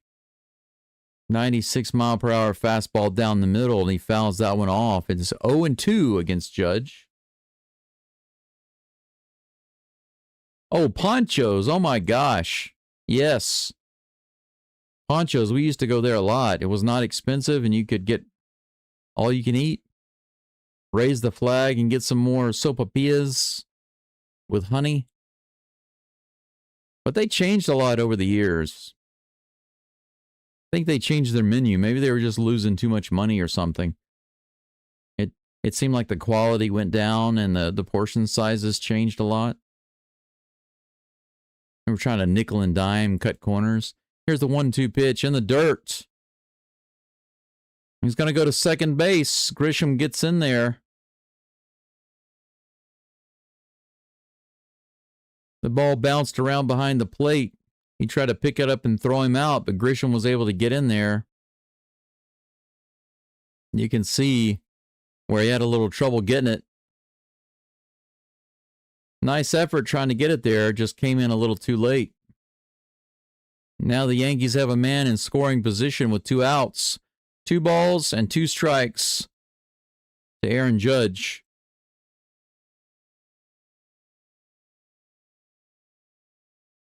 Yep, that's right. Raise the flag for more sopapillas.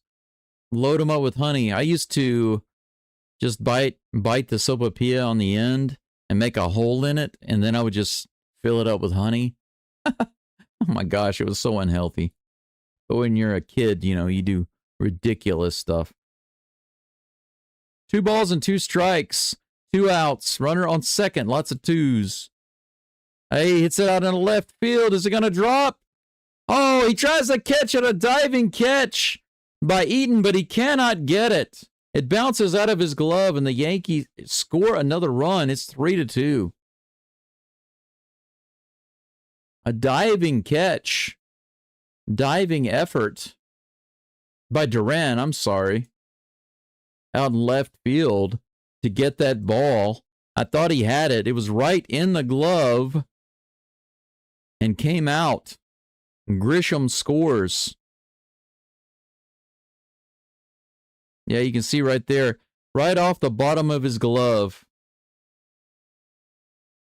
Yeah, it didn't even get in his glove. It hit the bottom of his glove and he missed it. That's an RBI single for Aaron Judge. And they're going to bring in another pitcher. It's going to be it for Mr. Slayton. Steven Matz is coming in for the Boston Red Sox. Aaron Judge on first base with 2 outs. They are up 3-2. Another run here in the 5th. After getting 2 in the first and going 3 scoreless, they managed to get another one on the board with Aaron Judge's single. 5 hits now for the Yankees, 3 for the Red Sox, 3-2. We'll be back in just a moment after Steven Matz finishes his warm-ups. He'll be facing Cody Bellinger. And now let's take a break for station identification. You're listening to the Go Dome on YouTube. Today's broadcast is sponsored by viewers like you who donate lots and lots of money to the channel. If not for you, rich people, the Go Dome would not exist. Arigatou gozaimasu. All right, welcome back. Yes, sir. Yes, sirree. I am rolling in the dough here. I made about $2 yesterday from advertisement money. But seriously, though, the channel doesn't exist without my viewers, my supporters. My fellow Astros fans have been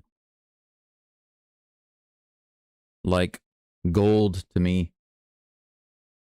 The channel has grown. And because I can't afford to take off from my channel between now and next baseball season, I've decided to expand and cover the Texans and the Rockets. Cody Bellinger at the plate. First pitch is a ball. Here's the 1-0 pitch. Low and outside. 2-0. Matz on the mound for the Red Sox. Aaron Judge on first base. Here's the next pitch to Bellinger. Low and outside. 3-0. 3 straight balls to Bellinger.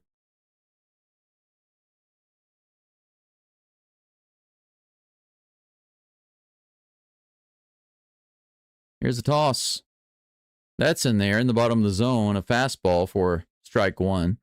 They're calling it a sinker. I'm calling it a quick ball. 3-1 is the count. Here's the pitch. Check swing. Did he go around? Yes, he did. Full count. Got him on the changeup. Yeah, I used to get those cheese enchiladas. The cheese sauce, cheese enchiladas. I used to just get those over and over and over and over again. The rice and mix them together with the cheese. This is bounced to the shortstop. No. Bregman cuts it off, and he gets the throw at first base for the out. Yeah, they gave a little love to Bregman for being a former LSU Tiger. I do watch the LSU Tiger football games. They had a really disappointing game against Ole Miss. Everybody was expecting them to easily win, but I wasn't convinced before the game, primarily because the Tiger offense is just so weak. Defense is rock solid, which is strange because usually the Tigers have a good offense in recent years, and their defense sucks. But this year, it's totally flipped. Their defense is strong and awesome, but the offense is so weak. And the quarterback, Garrett Nussmeier, in my opinion, he is the epitome of overrated. They talk about him a lot, but I keep asking myself, when is he actually going to show me something that backs up what they're saying about him, you know? That's the way I feel. Mardik says, for a long time, I think they are still brewing, but maybe for supermarket type brands, off brands cause coffee smell. I was there for a long time. News source for the Texans, they said CJ Stroud might not start, Mills might get the start. Really? Did they give a reason why, Daryl? I didn't hear that news. I know that Lamar is not going to be starting, right? That's big news for the Texans. I kind of wonder why they wouldn't start Stroud. Yeah, that's pretty good. That'll do, pig. That'll do. That'll do. 34 people watching, following along right now. Thank you so much. I appreciate that. I really do. How many likes do we have on the live stream? Let's take a look. 33 and 34 watching. I'll take that. Welcome in. We're just getting back from the break. Trevor Story coming up to the plate for the Red Sox, facing Carlos Rodon. Yankees reestablished a lead 3-2. Here's the pitch. A little inside. The slider missing. For ball one. 263 batting average this season with a 741 OPS. He's got a single today. Here comes a 1-0 pitch. In the dirt. 2-0.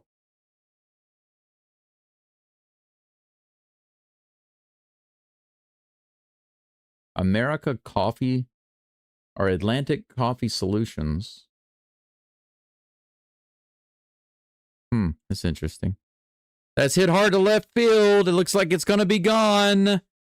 Yes, it is. On the third row in left field. Tie game again. Trevor Story. Holy cow, man. He continues to create a story, doesn't he? 3-3. Yankees get a lead. Red Sox tie it up. Yankees get another lead. Red Sox tie it up. But I really can't stand the stupid hat thing. Actually, I don't like any of these things that the teams do, these ridiculous things that they do whenever they get a home run. I'm glad that the Astros don't do that. I don't think the Yankees do that either, right? They don't have some kind of stupid trinket or whatever that they put on or hold or wear whenever they hit a home run, I think. Here's the 1-0 pitch to Bregman. Low. 2-0. Yeah, it's gone. They responded all right. Yep, Marduk, please hit that like button. Hit it. Hit it so hard that it breaks the screen. Causes your computer to crash. It's worth the effort. 92 outside. Bregman is not a guy you want to throw pitches like that to. He's normally pretty patient with that stuff. 3-0 with no outs, nobody on. Here's the pitch. That's high, ball 4, 4-pitched walk. So after a home run to Trevor Story, Rodon comes back. Look at that, right in the middle. Fastball right down the middle, and Story was all over it. All over it. Blah, blah, blah. Yeah. Shaking his head.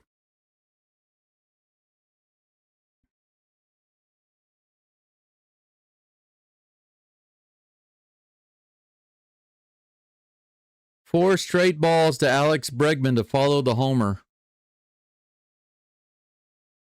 That's going to be it, looks like. Here comes Boone. These commentators are so ridiculous. He said, and here comes the manager of the New York Yankees. Is that supposed to be some kind of extra special? More special than the manager of the Red Sox, manager of the Astros, the manager of the Colorado Rockies? And here comes the manager of the Colorado Rockies. I want to hear that. They're going to leave him in the game. That's interesting. So Boone comes out to the mound. That's what it is. Boone comes all the way out to the mound to say, hey, listen, no pressure or anything. I just want to let you know that if you don't get out of this inning, then you're losing your starting position. And then he goes back and sits in the dugout. Alex Bregman is on first base with no outs. First pitch to Romy Gonzalez is fouled off. The count is 0-1. It was Trevor Story, Landon. 95 right in there. 2 strikes. 0-2. Yeah. Boone puts the fear of God into Rodon, and now he's throwing strikes. I've got a gun over here. I'm going to shoot you if you don't throw strikes. Uh-oh, boom. 1 ball and 2 strikes. That was too low and inside.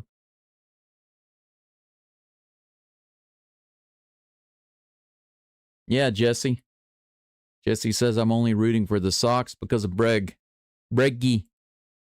Another one too low and inside. Comes back from an 0-2 to a 2-2. A 2-2.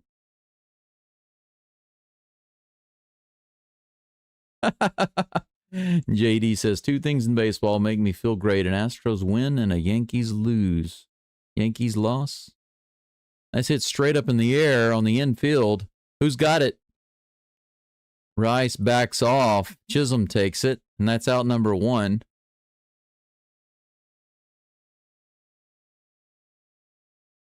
Bregman remains on first base.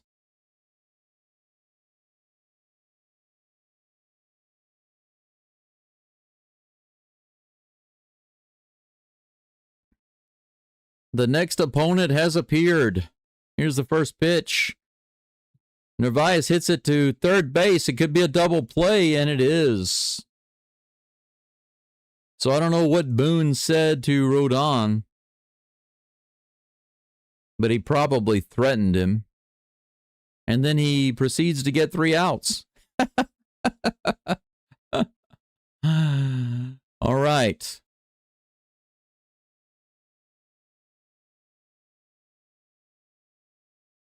It's a 3-3 game. All tied up again. We're going into the bottom of the 6th. 5 hits for the Yankees, 4 for the Red Sox. It's 3-3. And I need to go in here right quick. And forgive me if I do say so myself. I must let go of some liquid. I'll be right back, everybody. Thank you for being here. Make sure that you remember to like the live stream. I would greatly appreciate that. One moment.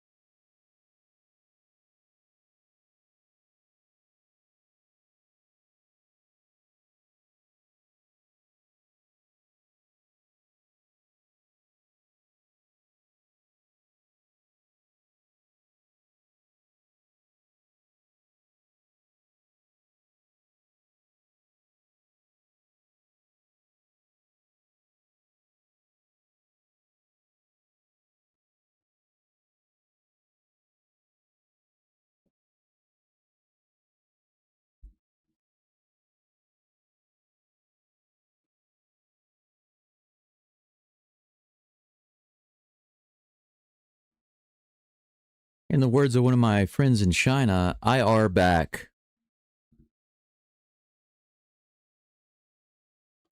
Steve Matt's back up on the mound for the Red Sox, it looks like. Ben Rice at the plate. What's with all the luchador masks in the stands? And the cowboy hats? Don't quite get that. First pitch on the way. Too far inside, but the umpire said, I like that pitch. Ben Rice shakes his head and looks for the next pitch. 81 below the zone. Check swing. They say he didn't go around. 1 ball, 1 strike for Rice. Here comes the toss. That one's definitely a ball. In the dirt. In the doit. Here comes the toss. That's in there. 85 mile per hour changeup. 2 balls and 2 strikes.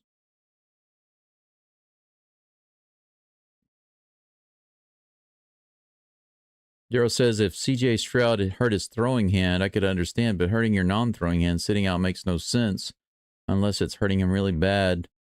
Is that why he's sitting out? He hurt his non-throwing hand? This is going to be a difficult play for Bregman. There's no way he can get it. He gave it the old college try. But that's going to be an infield hit for Ben Rice. Opposite field. Bregman had a long way to go to get it. He made the throw, but there was just no way to beat him. Can you believe Bregman picked that up with his hand? Woo! That was a good effort. Bregman is really good on defense. Just couldn't make that play. 86 at the bottom of the zone to Giancarlo Stanton. 944 OPS in the regular season, 0 for 2 today. Batting .273 with 24 homers. Here's the 0-1 pitch from Matz. 94 up and in, ball 1.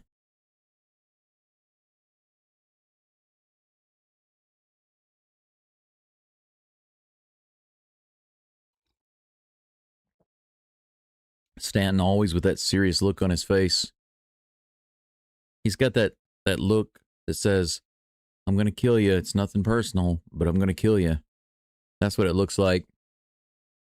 2 balls and 1 strike. Here's the toss. Low and outside corner. Strike 2. Counts even. No outs. Runner on first. Here in the bottom of the 6th.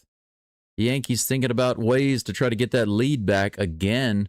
That's hit hard to left field, but it's going to be right at the left fielder. Rice goes back to first base.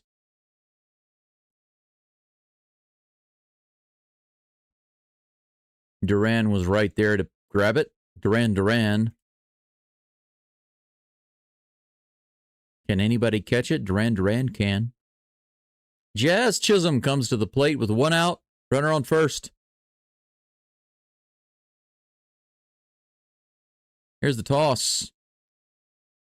85 on the lower outside corner. Strike 1.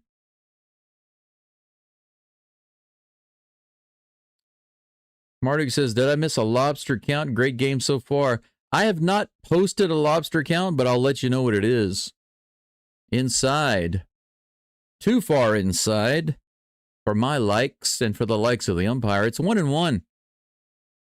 Got a nice, pretty blonde in the background over there on the left side of the batter's box.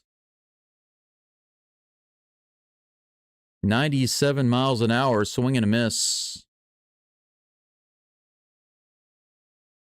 1 ball, 2 strikes, 1 out. Runner on first. Steven Matz dealing. He's up to 20 pitches, 11 in the zone. Here's the toss in the dirt. Blocked by the catcher. Runner stays on first. Ben Rice? No, but I've been on first. 2-2 is the count. The Yankees have 8 lobsters, Marduk. That's not bad considering they've got 3 runs on the board. It's okay.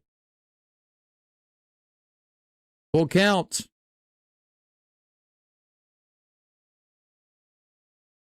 Everybody drinking natural light in the stands. Isn't that just nasty tasting water? People actually drink natural light? Seriously? You're going to go to a ball game in Yankee Stadium and drink natural light? Seriously? 96 miles an hour. He strikes out. Jazz Chisholm swings and misses. And that's what you Yankees fans get for drinking natural light in Yankee Stadium. Goodness gracious. That's what the Yankees get for serving natural light in the stadium. 2 down. Trent Grisham at the plate. No, I'm sorry. That's Austin Wells. From a distance, I thought it was Grisham.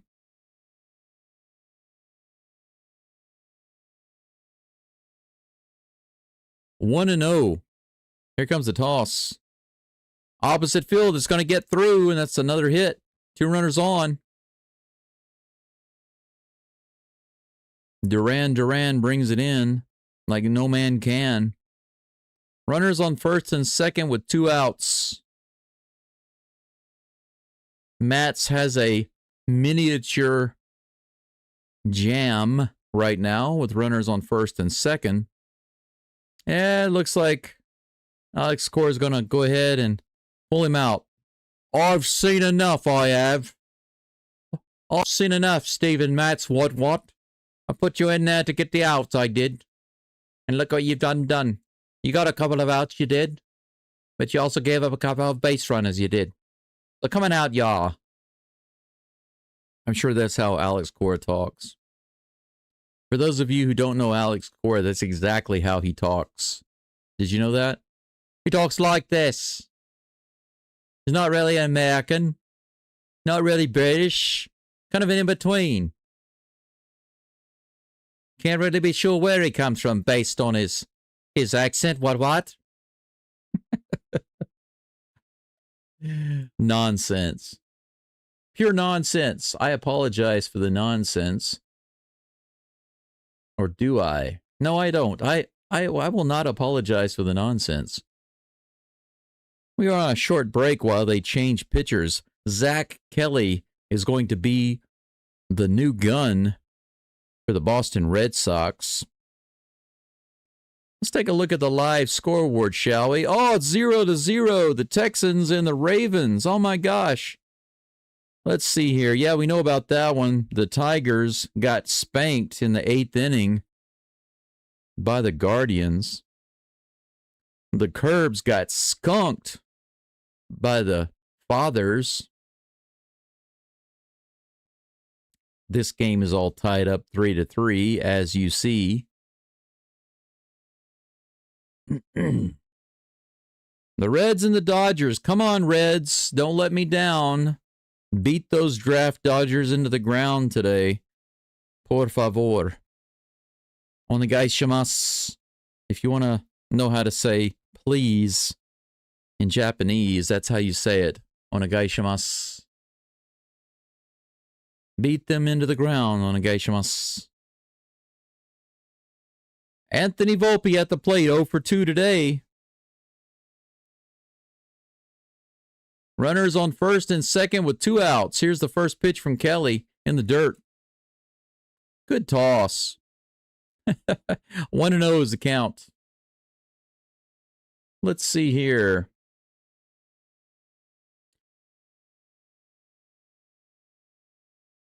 Daryl says, poor man's beer. That's right, natural light. Here comes the toss. Woo, a little far inside on the sweeper. 2 balls and no strikes. Paul says, yeah, natural light was what drunks drink when they can't afford a decent beer. Well, I guess if you're going to get rowdy and yell and curse at a Yankees game, you might as well drink it. 91 up and out. That's ball 3. So the new pitcher, Zach Kelly, comes in and he goes all crazy, throwing nothing but balls to Volpe. Why don't you want to pitch to him? Here comes the 3-0. Is he going to walk him or give him a strike? Gives him a strike right in the zone. 91 miles an hour on the cutter. 3 balls and 1 strike.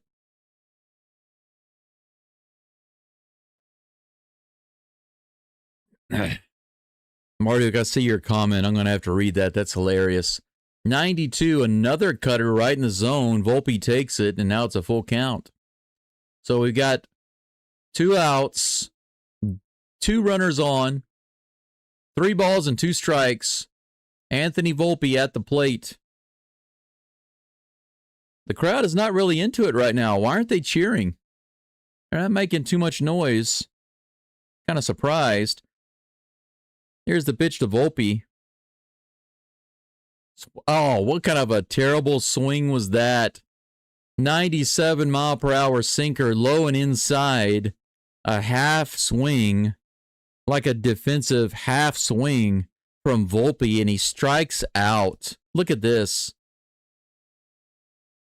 What is that? That was lame.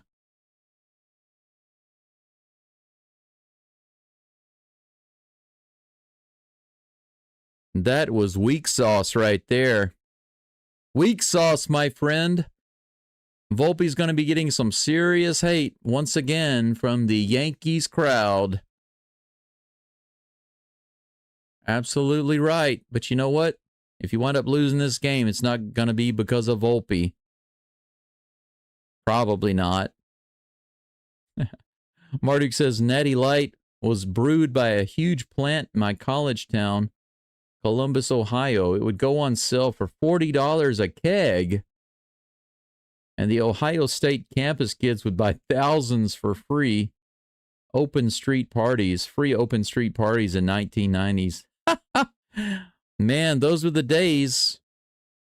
You know, back in Louisiana when I was younger, they did not enforce drinking laws at all.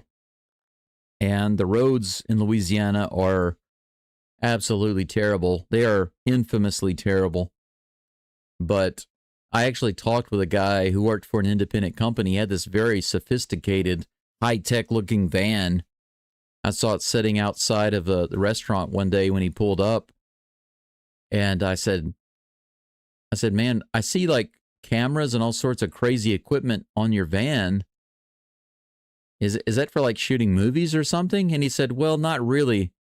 He said, what I do is I drive it around the roads, and it has this really expensive equipment inside, this high imaging and kind of almost like radar equipment, and it examines the roads, and it can tell me what kind of condition the roads are in, how long they're going to last, how thick they are, the pavement, et cetera, et cetera.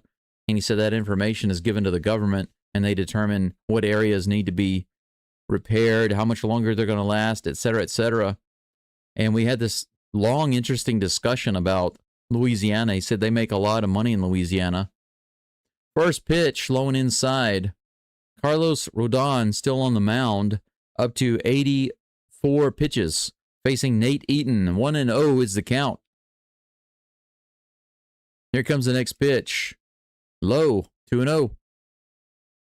Anyway, he told me that the reason the roads are so bad in Louisiana is because the drinking laws are not enforced, and people are constantly running the roads all night long, driving everywhere, partying, going from here to there. Thought that was very interesting. 3 balls and no strikes to Rodon. But I remember I could go into bars and watch bands and stuff before I was even drinking age. They didn't check IDs at all. Low and outside, ball 4. 4-pitch walk from Rodon. 87 pitches now. His last 4 all balls.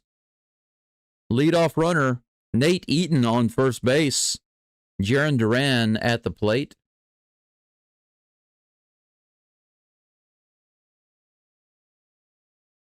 But the laws changed so much that even if you were clearly old enough, they made a law that if the waiters and the waitresses did not check your ID, they could be fined. Even if you had a grandpa come in who was like 80 years old and he wanted a beer, he didn't ask for his ID, he could turn out to be an undercover policeman or paid by the police to go in there and try to order and trick you. Isn't that some BS? Inside, 2-0, 6 straight balls from Rodon. 4-pitch walk right off the bat. And then 2 more to Duran. Duran. Here's the 2-0 pitch. Whoa, that hit him? No, that went to the backstop.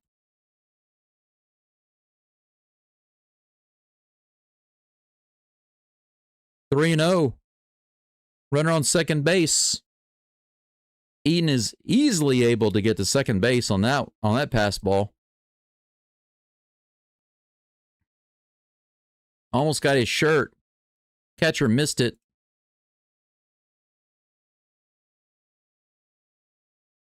Here comes the 3-0 pitch. Whoa, he hit him that time. So he almost hit him on the last pitch. On this one, he did hit him.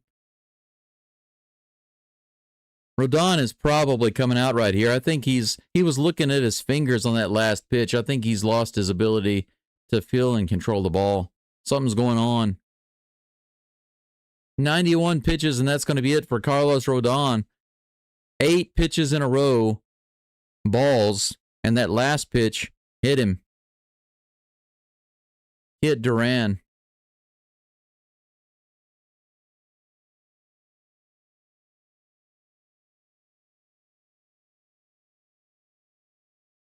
Rafaela coming up to the plate.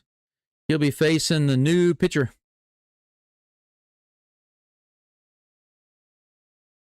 I can't believe that they've actually got some people standing and clapping for Rodon as he comes out. I mean, he didn't have a bad game. 6 innings, giving up 3 runs is not bad. He kept them in the game. It's 3-3.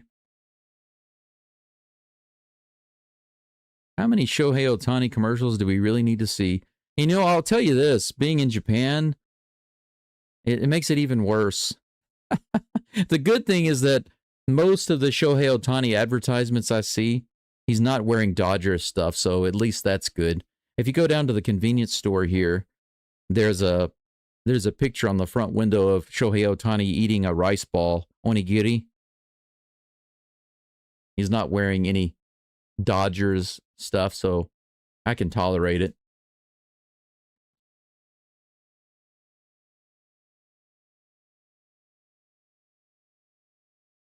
Shake says, take that, stinks. Poor Landon, why?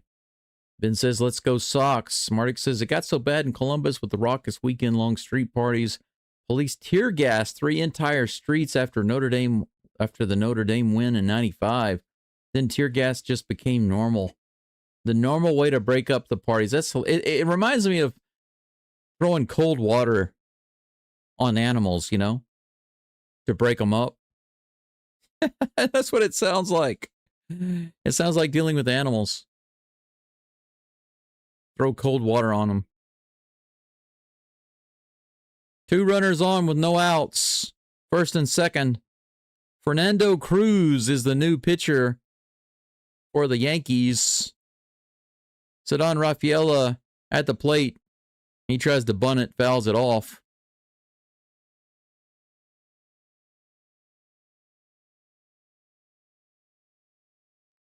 Oh, and 1 is the count to Rafaela.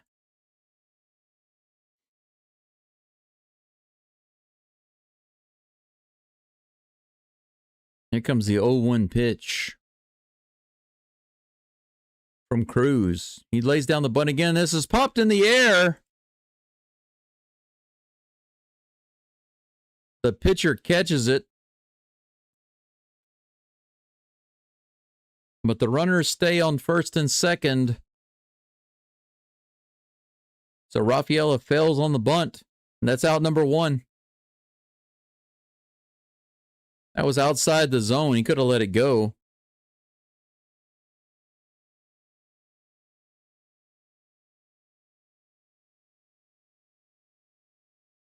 Nick Sogard at the plate with 1 out. Runners on first and second. Here's the pitch. Below the zone on the splitter. Ball 1. Marduk says that his city put strict rules on beer distributors only to sell like 5 kegs to a person instead of hundreds. Passed a bunch of laws. Used to drink at bars with cop friends. Shut down the bars, all high five. This is hit out into left field. Should be easily played by Bellinger, and it is. Out number 2. Red Sox getting slowly shut down here in the top of the 7th. They had 2 runners on with no outs. And now it's 2 runners on with 2 outs. And Masataka Yoshida is brought into the game as a pinch hitter, taking Ref Snyder's spot in the lineup. He had a big hit the other day, or yesterday, should I say. Came in on the very first pitch, 2-run single. He's facing Fernando Cruz. Let's see what comes of it today.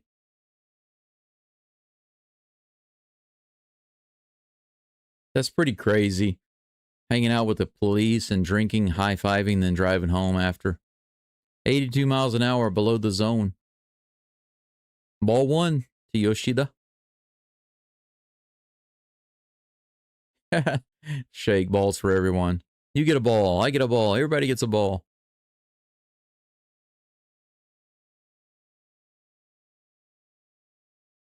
Here comes the toss. High and outside. Ball 2 to Yoshida. They're showing the highlights from game 1. First pitch right up the middle. Scored 2 runs. That was the big hit of the game for the Red Sox. 2-0 is the count with 2 outs and 2 on. Here's the toss. High and outside. 3-0. Cruz struggling against Yoshida.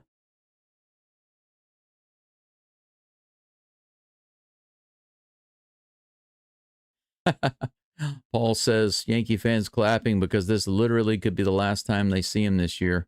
That's true. 95 miles an hour right in there, just inside the outer edge. Or strike 1, 3-1. Yoshida was taking that all the way. Look at all the Yankees fans praying. Yeah, now we're religious. You're going to have to go to confession, though, all you Catholics. So many cuss words coming out of the mouths. I wonder how many curse words and expletives and rude comments came out of the mouths of this crowd tonight. That'd be an interesting figure to know. An interesting statistic. How many rude, objectionable things does the average Yankee fan say while in a game? Here's the 3-2 pitch. That's another one right up the middle. It's caught by Chisholm. He goes to first base, and he's safe at first. Eaton stays at third. They're not able to score. But an almost identical hit by Yoshida. A diving catch.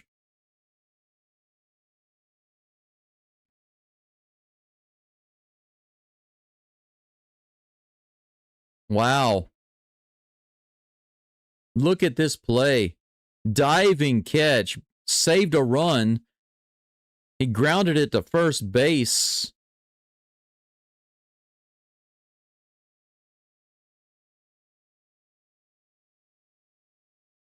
Wow.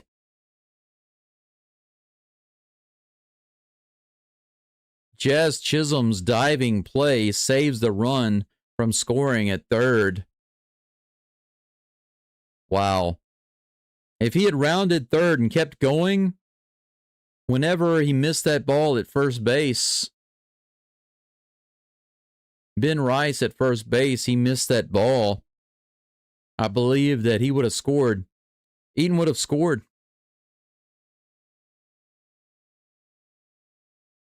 Bases are loaded with 2 outs. Trevor Story, the big man so far, is at the plate. Outside, ball 1. Pretty crazy. This is quite the game, isn't it? Quite the game indeed. 2 for 3 today with a single, a home run, and 3 RBIs. He is the man for the Red Sox today. Let's see if he comes through again. Here's the pitch. Whoops. He fouls it off. 95 mph right down the middle. 1-1 is the count.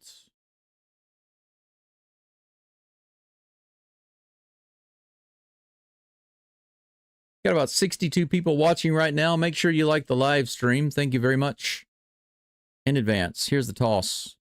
In the dirt outside, 2-1. Good catch by the catcher there. Wells.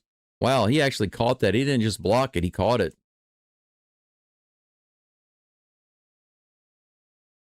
Good job there. He didn't just keep it in front of him, he actually caught that. Difficult. Here's the 2-1 pitch. Story hits it hard to center field. It's deep, all the way out to the wall, to the warning track. And Grisham puts it away right on the warning track for out number 3. Wow. Fernando Cruz freaking out. Calm down, dude. It's all good. You didn't win yet. Game is tied, my friend. Man, he's just going absolutely bonkers over there. You'd think he just won the World Series. Never mind the fact that you put yourself into a jam. What in the world is wrong with this dude? He's screaming like he's a freaking gladiator or something. Man, he's going more bonkers than Hector Neris. That's crazy. The game stays tied 3-3. The Yankees get out of a serious jam. We go into the bottom of the 7th. 7 hits for the Yankees, 5 for the Red Sox. It's 3-3. It's time to update those lobsters. Yankees so far have 11 missed opportunities or 11 lobsters in this game. The Red Sox are doing worse than that. They now have 15 missed opportunities to move runners over. Both teams missing a lot of opportunities here, but the Red Sox missing quite a lot more.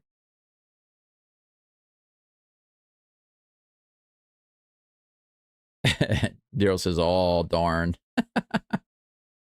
Shake says, be humble. Yeah, that's like the total opposite of humble. I can understand if you get into a jam like that and you get the strikeout or you get the out, then you do like a fist pump or something or show some emotion, you know, because you got out of it. But what he did to me is just insane. I feel like if somebody does that,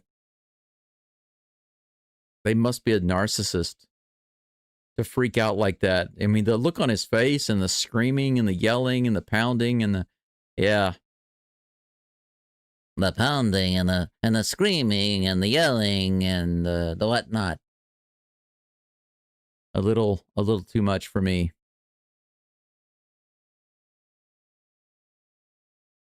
Grown-up men playing a child's game and freaking out like they just won the Battle Royale. Conan the Barbarian. Crush all enemies, see them driven before you, and hear the lamentations of the women. This guy standing over his crushed enemies.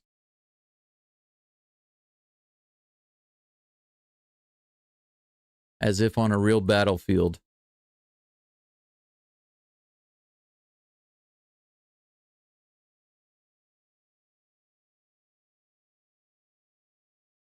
That's one thing that I wish I could do is college football, but I don't have any dependable way to watch college football in Japan.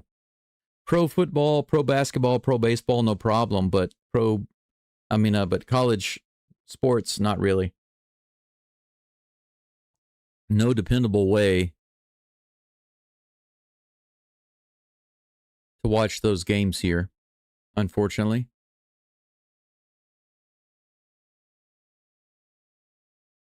Yep, if Eaton...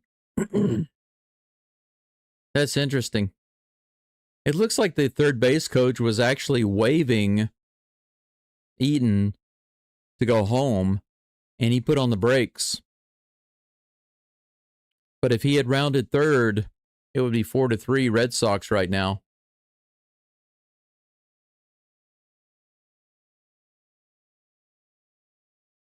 Rodon's reaction. There's that crazy reaction again. Look at this.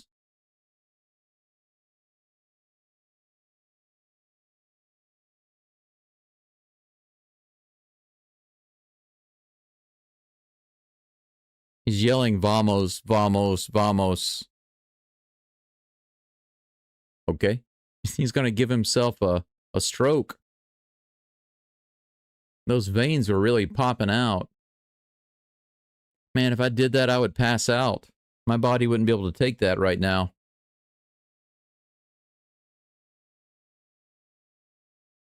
Garrett Whitlock is now on the mound for the Red Sox. This game is tied in the bottom of the 7th. Yankees have Ryan McMahon at the plate. First pitch on the way. Too far inside, ball 1. 94-mile-per-hour sinker.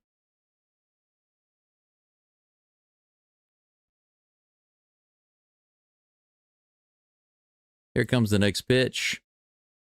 94 on the inside edge. Swing and a miss. 1-1 is the count. That is right, Angel. It is a good game. Definitely. It's interesting, enjoyable, and close. Ground ball down the first base side. 1 ball and 2 strikes.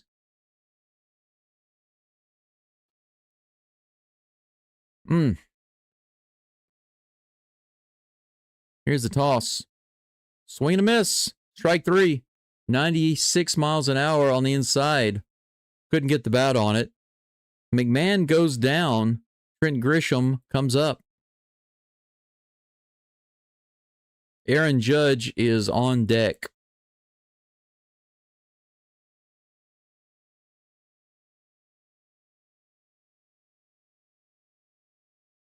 Here comes the pitch.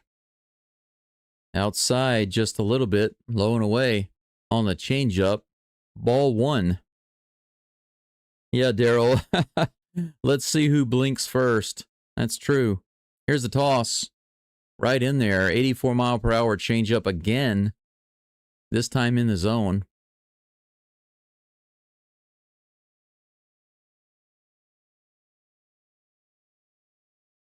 Here comes the next pitch. 82 in the bottom of the zone. He hits a little nubber to the third base side. It's foul. Bregman grabs it and tosses it away. 1 ball and 2 strikes. Grisham will be back at the plate for another toss. Man, I'm starting to run out of gas now. I wasn't feeling too bad through the first 6 innings. But I think after that last inning, it took a little out of me. Aroldis Chapman is warming up in the bullpen. That's hit out into right field, pulled foul. A nice rip, but about 6 or 7 rows into the stands. Gonna have another 1-2 pitch in just a moment to Mr. Trent Grisham. Here's a pitch. That one is down into the corner. Grisham is booking it for 2. Here's the throw. That was a nice throw, but a little off target. That's a double. A 1-out double for Trent Grisham. Aaron Judge comes to the plate with a man in scoring position.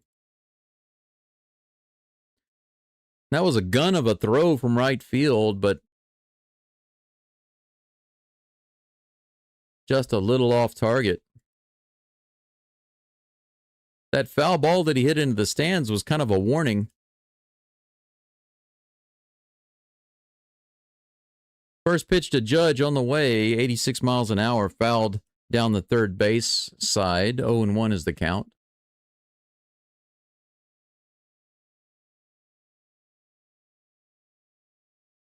Two for 3 today with 2 singles, stolen base, and an RBI. 0-1 pitch on the way from Whitlock. Ooh, got Judge to chase the slider below the zone, and it's 0-2.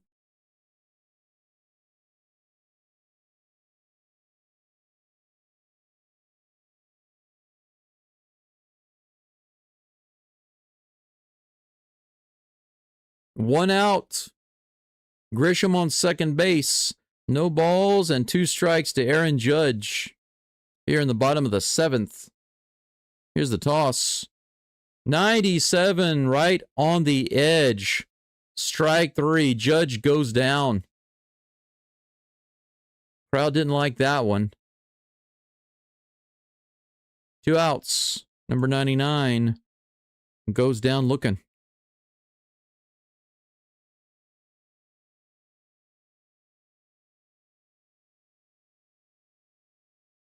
They were showing the wrong highlight there. That was the swing and miss from earlier. Bellinger at the plate with 2 outs. Swing and a miss on the 86-mile-per-hour changeup below the zone. Now they're going to show the right one, it looks like. Yep, there it is.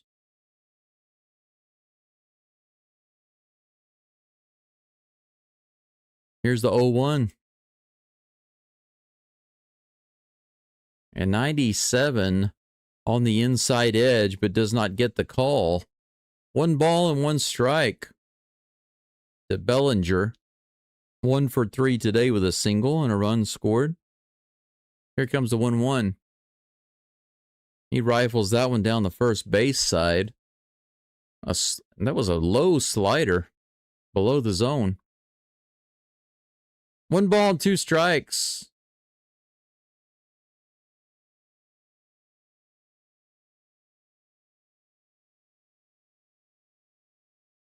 Here comes the toss from Whitlock. Hit high in the air. Should be an easy out to right field. And it is. Whitlock gets out of an important jam. Runner in scoring position with 1 out. He gets the strikeout on Judge, looking. And then the fly ball. There's that strikeout. Month and a half, they say, of perfect pitching from Whitlock.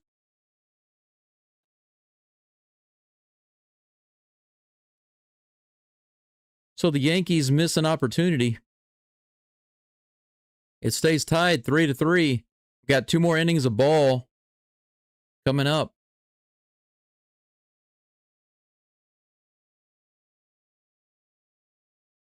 Top of the 8th, Fernando Cruz appears to still be in the game for the Yankees.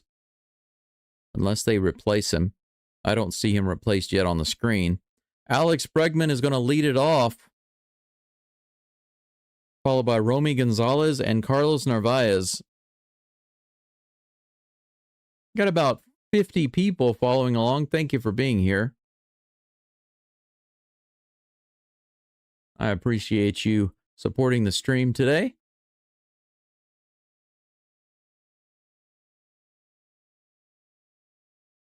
This stream is brought to you by viewers like you. Thank you. Angel wants to know the lobster counts.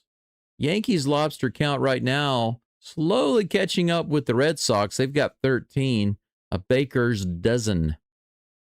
The Red Sox are at 15. They're almost neck and neck right now.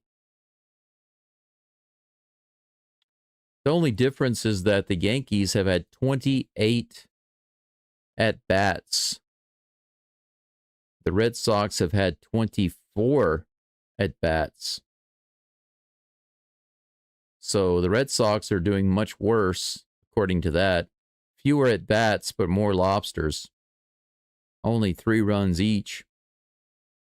According to my own personal opinion, if you've got half the amount of runs,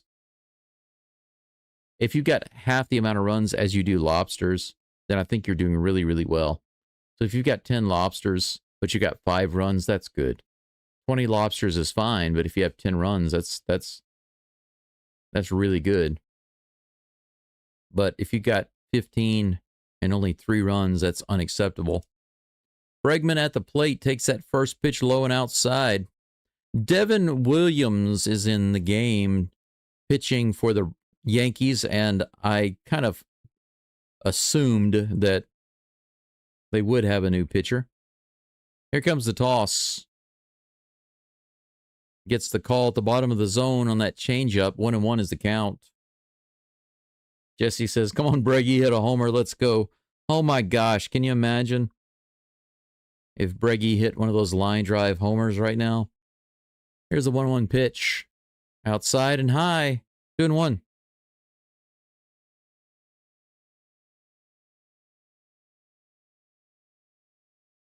Yankees fans everywhere would be yelling, why? Why again? Not again. Here's the 2-1 pitch. Way outside. 3-1.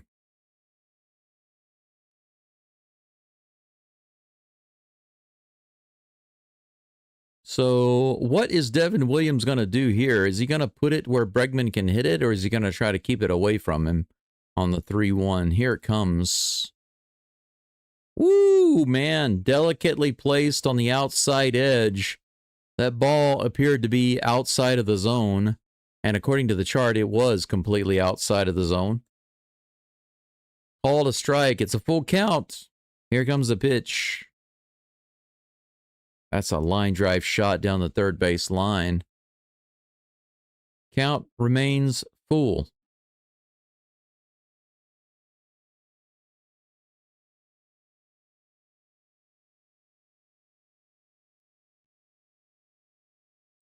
Here comes the 3-2. Another line drive shot down the third base line. That was like deja vu. 2 changeups in a row, 2 line drives down the third base line. It's 3-3 with no outs here in the top of the 8th. Full count to Bregman. Here's the toss. There's a line drive to left field, and it's going to be down. So there's a line drive shot by Bregman. It's not a homer, but it gets him on first base. The Red Sox have a leadoff runner. Romy Gonzalez due up next. I don't quite understand why the pitch selection there from Devin Williams was made. He threw a changeup. Bregman ripped it down the line. He threw another changeup. Bregman ripped it down the line again. He threw a third changeup, and he rips it into left field. What exactly is Devin Williams trying to do? Runner on first. Nathaniel Lowe at the plate. Lowe pinch hitting for Gonzalez, and that pitch is taken for ball 1. Holy cow, Marduk. Thank you so much, sir. $20 super chat. Marduk says, appreciate all your live stream games. Go Stros. That's how it goes. Go Stros. Thank you so much, sir. The next pitch, top of the zone, 95-mile-per-hour pitch. Strike 1, the count's even. I got to type a special thank you for that. I really do appreciate it.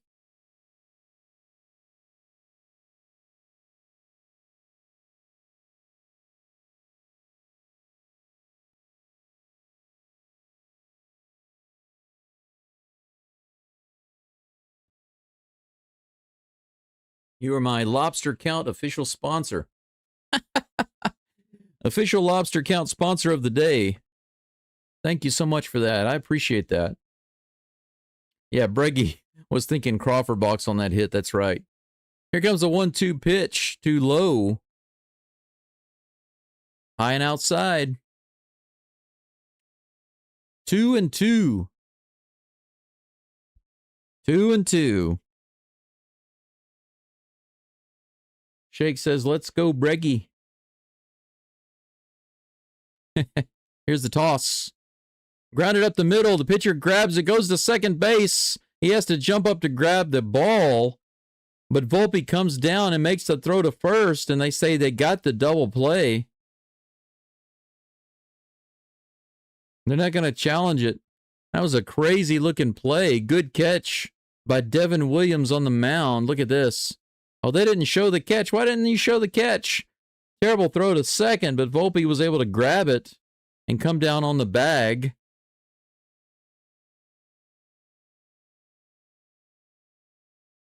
So Volpe turns what could have been a terrible play into a good one. 2 outs. Nobody on. Just like that. Carlos Narvaez at the plate.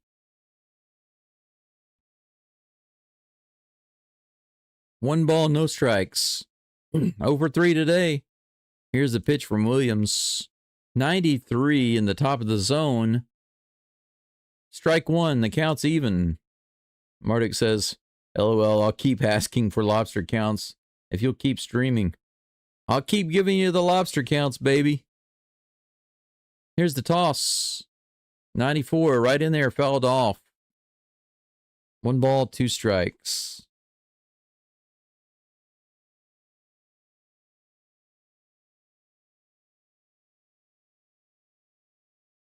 They start playing some kind of warning siren in the stadium, and that makes everybody get to their feet. Oh, hey, yeah, it's 2 outs and 1 ball, 2 strikes. Too lethargic from all that natty light. Here comes a 1-2 pitch in the dirt, 2-2. Devin Williams up to about 17 pitches now. 2 outs, nobody on in the top of the 8th. A tie game, 3-3. Carlos Narvaez at the plate. Here's the toss. 96 on the outside edge, fouled away. Count remains 2-2.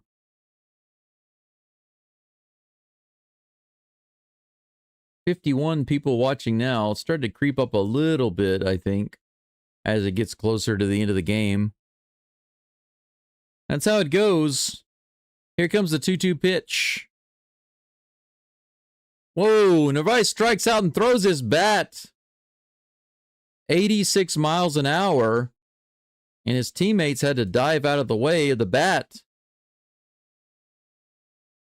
Eaton picks up his bat and brings it into the dugout.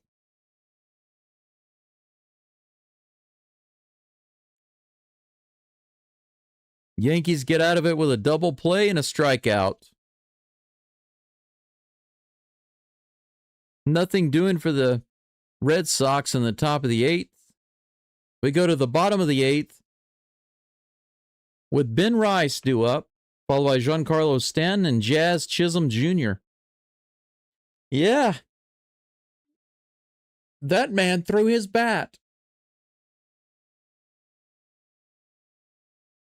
You guys remember that?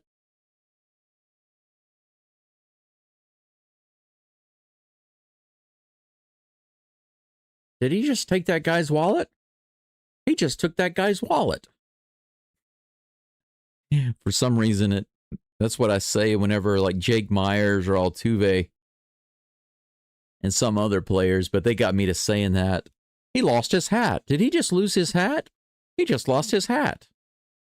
Whenever they swing or run and their helmet comes off. Did he just throw his bat? He just threw his bat.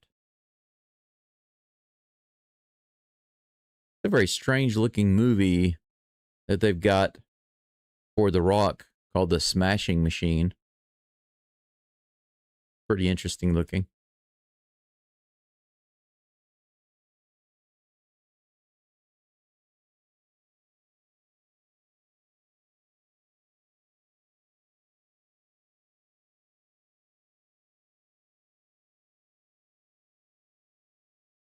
It doesn't even look like The Rock. It's not a family movie. What is The Rock doing R-rated movies for? It's not like him, is it? It kind of reminds me of, what is it called? The Wrestler?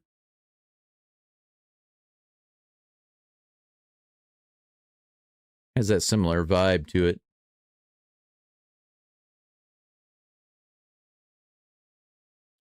No, I didn't make that reference, Marduk, but that's interesting. Garrett Whitlock's still on the mound. First pitch to Ben Rice is fouled off down the first base side. 0-1 is the count. Bottom of the 8th, the Yankees are up to bat. Here's a 0-1 pitch. Ooh, swing and a miss, 95 miles an hour. Nothing but air, 0-2. I think he threw hit bat. Threw hit bat?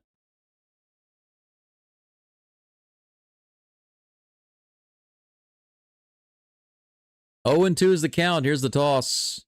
Below the zone on the slider. He takes it for ball 1. Ooh, man. This game is wearing me out.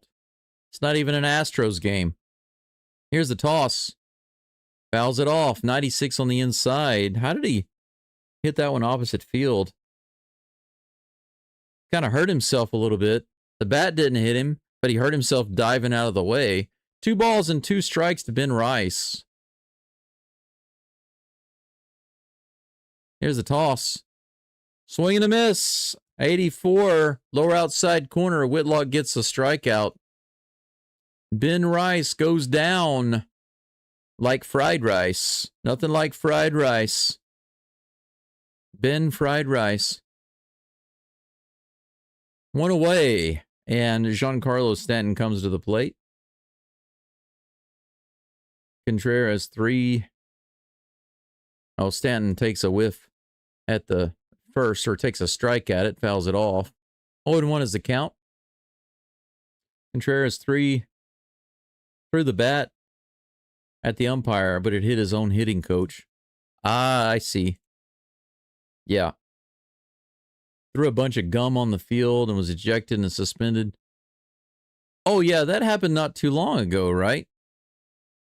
I remember the gum. I forgot about cards it over to first. We're out number 2. Stanton is 0 for 4. I would not pick him to be quiet in this game.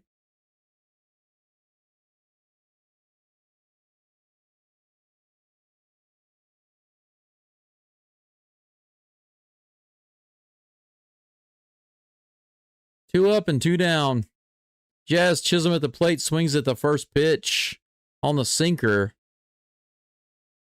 Strike 1.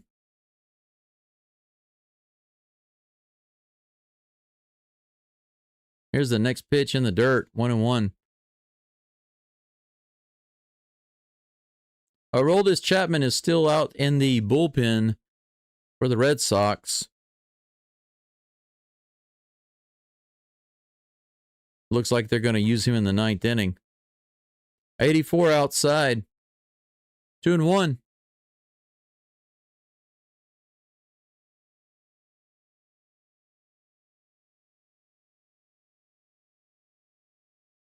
Next pitch in the lower part of the zone on the changeup, fouled off. 2-2.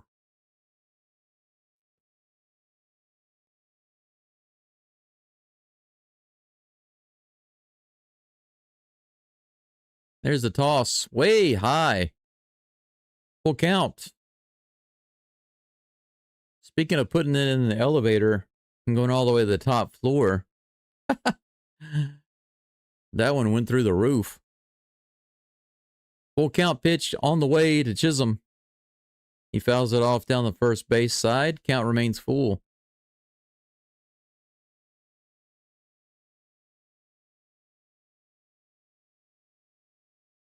I think today, instead of going right back to sleep, I'm actually going to go down the road to the convenience store. That's too far inside. A ball 4. Chisholm is on with 2 outs. Whitlock can't get that final strike. He's going to have a base runner to deal with.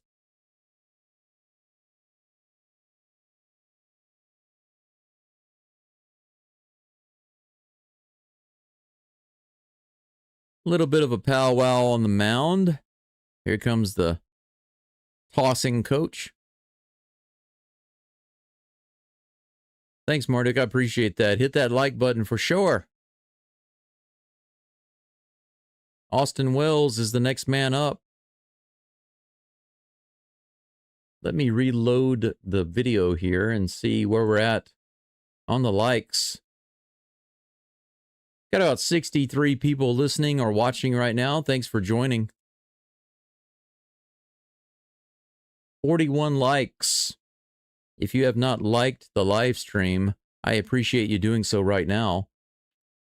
You know, on one of these playoff games, if I could actually get to 100 likes, I'd be really, really ecstatic about that, but I just don't know if it's going to happen.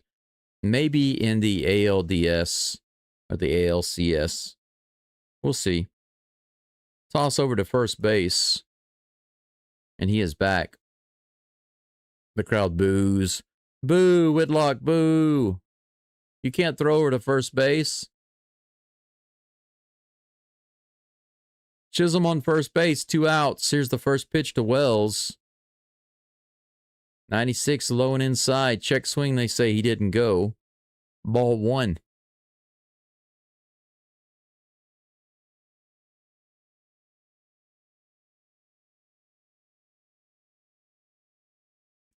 Here's the next pitch. Outside. 2-0.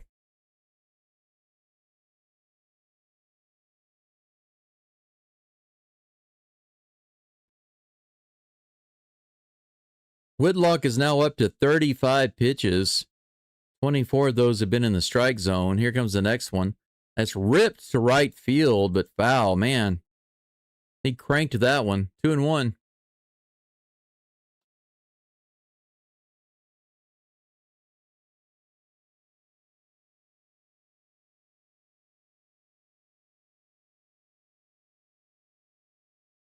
Two balls and 1 strike. Here comes the toss. High.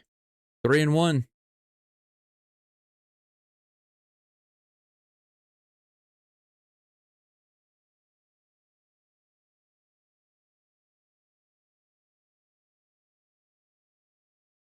Three and 1 pitch to Wells. Check swing. Did he go around there? Yes, he did.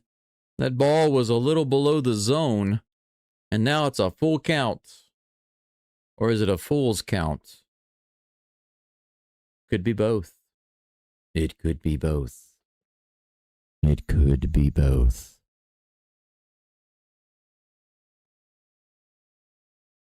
Got a lot of prayers going on. Man, for a bunch of people who like yelling insults, there sure are many religious people in the crowd in New York. 95 inside, he fouls it off. It is the bottom of the 8th right now with 2 outs and a runner on first. The Yankees are tied, but they are not far off from being eliminated from this postseason if they don't get serious. That's ripped into right field. It's going to be fair. It bounces to the wall.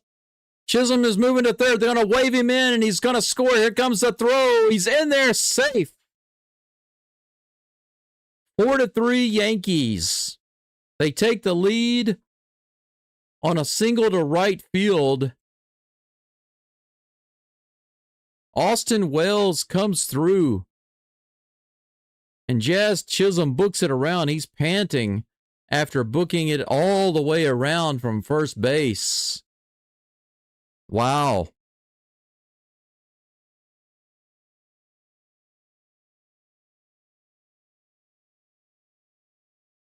That ball landed right on the line.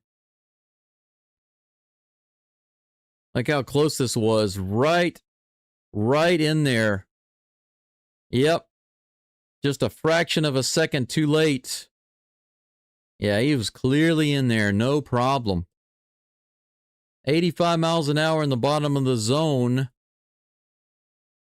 Anthony Volpe at the plate. Runner on first with 2 outs. 0-1 is the count. Fouled off on the right side, 0-2.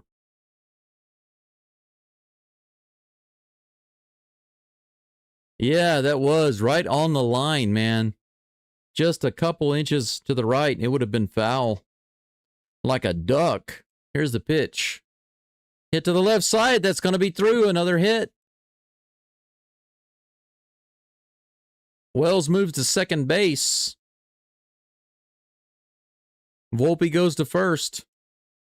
2 runners on. Ryan McMahon comes to the plate. Whitlock is up to 42 pitches.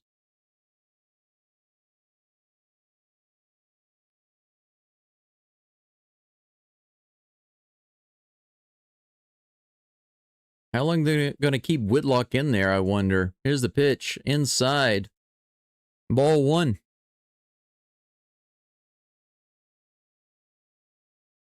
Two outs. 2 on. First and second. Yankees with the lead, 4-3. Here in the bottom of the 8th, here's the toss. Up and in, ball 1. Count. No, I'm sorry, ball 2. My bad. 2-0 is the count. Ben says, oh man, come on, Sox. Here comes the 2-0 pitch. 84 low and inside, fouled off. 2-1.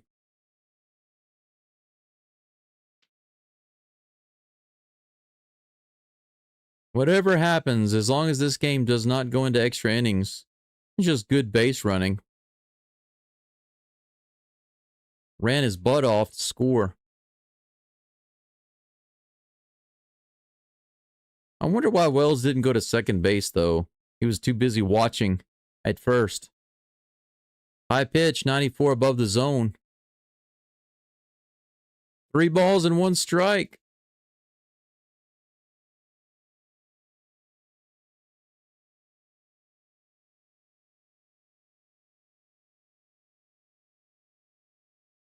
Here comes the pitch.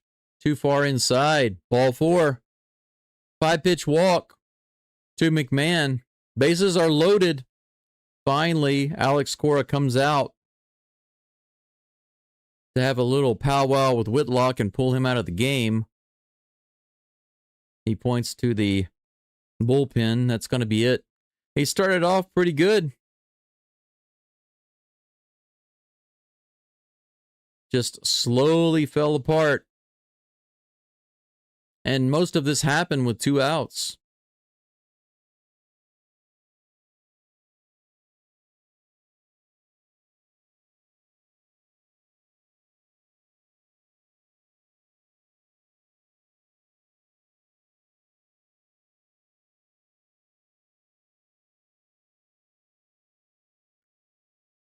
Jazz Chisholm's race around the bases is the difference in the game right now. Peyton Toll is going to be the new pitcher for Boston. And they take a break while he warms up. Trent Grisham is at the plate with bases loaded in just a moment. 2 outs, bases loaded in the bottom of the 8th. Wow. Pretty interesting game right here at the end. 64 people following along. If you have not liked the live stream, please do so. Arigatou gozaimasu. 44 likes on the live stream. That's not bad for 63 people watching, but I know that overall the views have been hundreds, several hundred views. So overall the like count is pretty low. So those of you who have not liked the live stream, I greatly appreciate you doing so.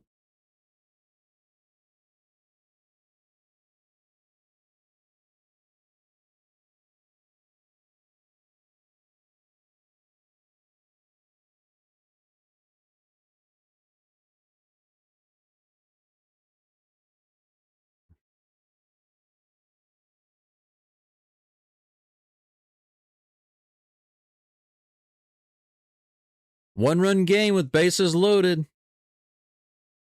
96 below the zone. Slightly below the zone. 1-0 is the count to Trent Grisham. 1 for 3 today. Here comes the toss from Toll. Swing and a miss. 1 ball, 1 strike.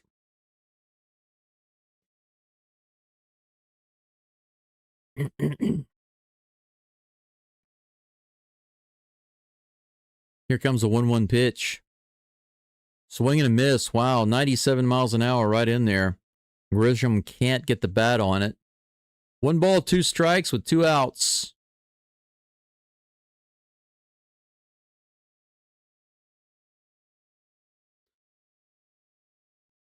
Here's the toss.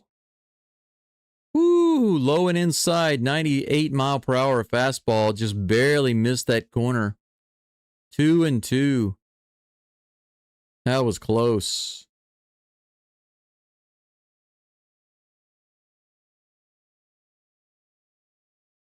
Here comes the next pitch.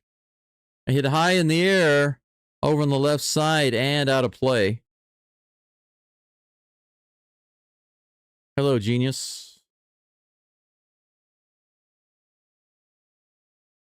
Thanks for stopping in. Mardik says, you said the Tigers had 29 lobsters. How many did the Cubs have with no scores today? That I don't know because I didn't do that game, but I can try to look it up for you. 97 miles an hour outside the zone, and it is a full count. It's a full count with bases loaded and 2 outs. Peyton Toll facing Trent Grisham with the full count. Here comes the toss. He grounds it to the right side. Second baseman grabs it, throws it over to first, and that's it. No more runs for the Yankees. Toll's able to shut it down.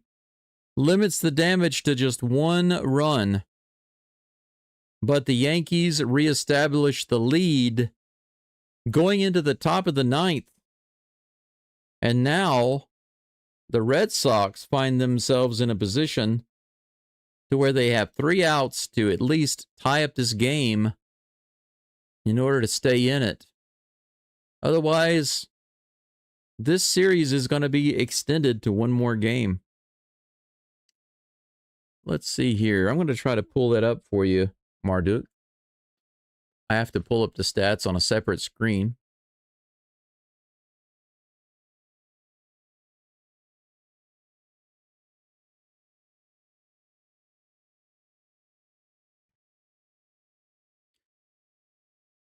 All right, here we go. Let me move this into the 9th inning. All right. According to these stats, wow, the Padres had 19 lobsters today, and the Cubs had 8. So it looks like the Cubs didn't have many opportunities with runners on. They didn't get many runners on base. But the ones they did get on base, they couldn't bring them in. Couldn't bring in any. The Padres, of course, had a few runs, but 19? That means they had a lot of guys on base, but they also had difficulty bringing them in. Only got 3 runs. Isn't that what the score was today? 3-0 Padres? Pretty crazy. So there you go. Padres with 19 lobsters and 3 runs. Cubs with no runs, but 8 lobsters.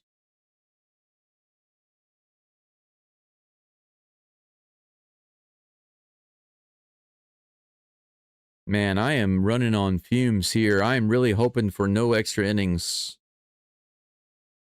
I'm starting to having pain in my eye. I am very, very much underslept right now, so I need to sleep for the rest of the day. That's for sure. David Bednar on the mound for the Yankees. He's going to try to shut it down. Wilyer Abreu is the pinch hitter.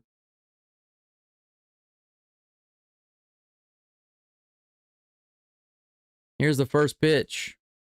97 on the outside, ball 1.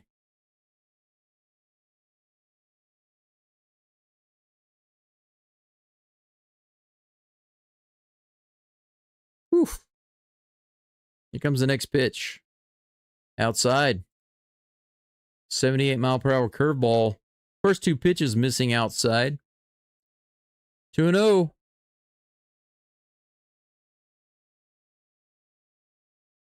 This is the first at bat in the playoffs for Abreu. That's in there. 77-mile-per-hour curveball. 2-1. I'm sorry, 1 yeah, that's right, 2-1. Abreu batting for Eaton in the 6th slot in the lineup. Here comes the 2-1 pitch. Swing and a miss. 98 miles an hour right down the pipe. The count's even, 2-2.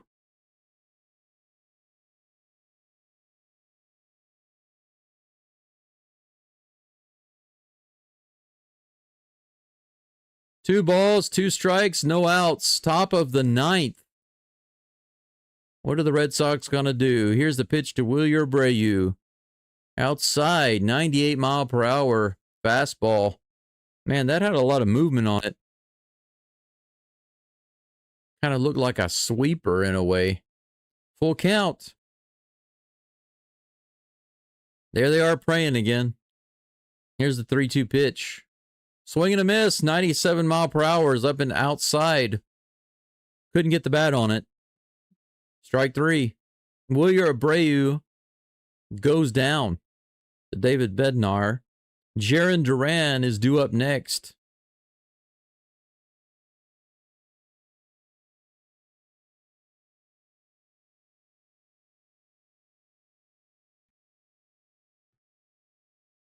First pitch on the way. 78 miles an hour, low and inside, strike 1. Curveball right in there.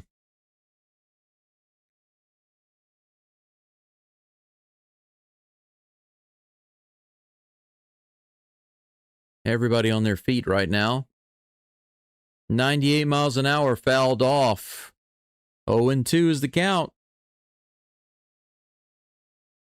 I feel like there's too much pressure on my head right now. Having to wear the glasses when I have a hat, glasses, and the headphones on. Too much pressure on my head.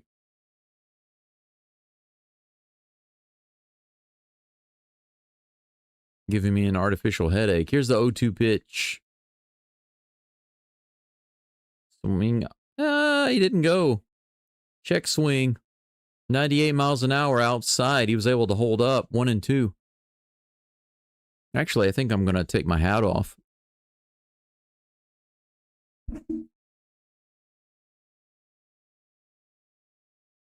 Next pitch is in the dirt. 2 balls and 2 strikes with 1 out to Jaron Duran. Yeah, that's much more comfortable. That's why I like wearing my other hat. My other hat is lighter and soft, made of cotton. Very soft hat. Low on the curveball. Will count. This other hat is more stylish, but it's not as comfortable. It's a fitted hat. Just a little snug. 97. Fouled off. Jaron Duran trying to make something happen here. The Red Sox are 2 outs away of having to go to a game 3. Can the Yankees hold it down? We will see. Here's the pitch. Strike 3, 98 up and in. Rung him up. Duran shaking his head, but that was a strike, sir. Good pitch, well placed.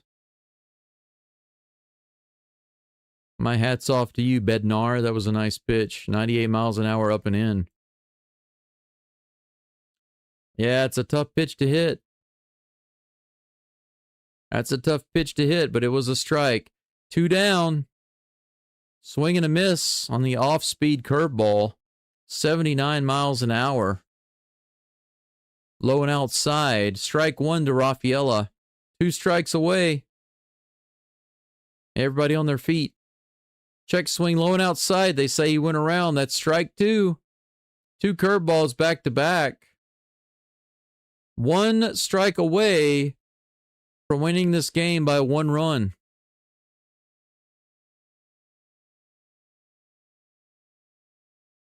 I think after this game, if they win, there's going to be a lot of natural light sold after this game. Here's the pitch.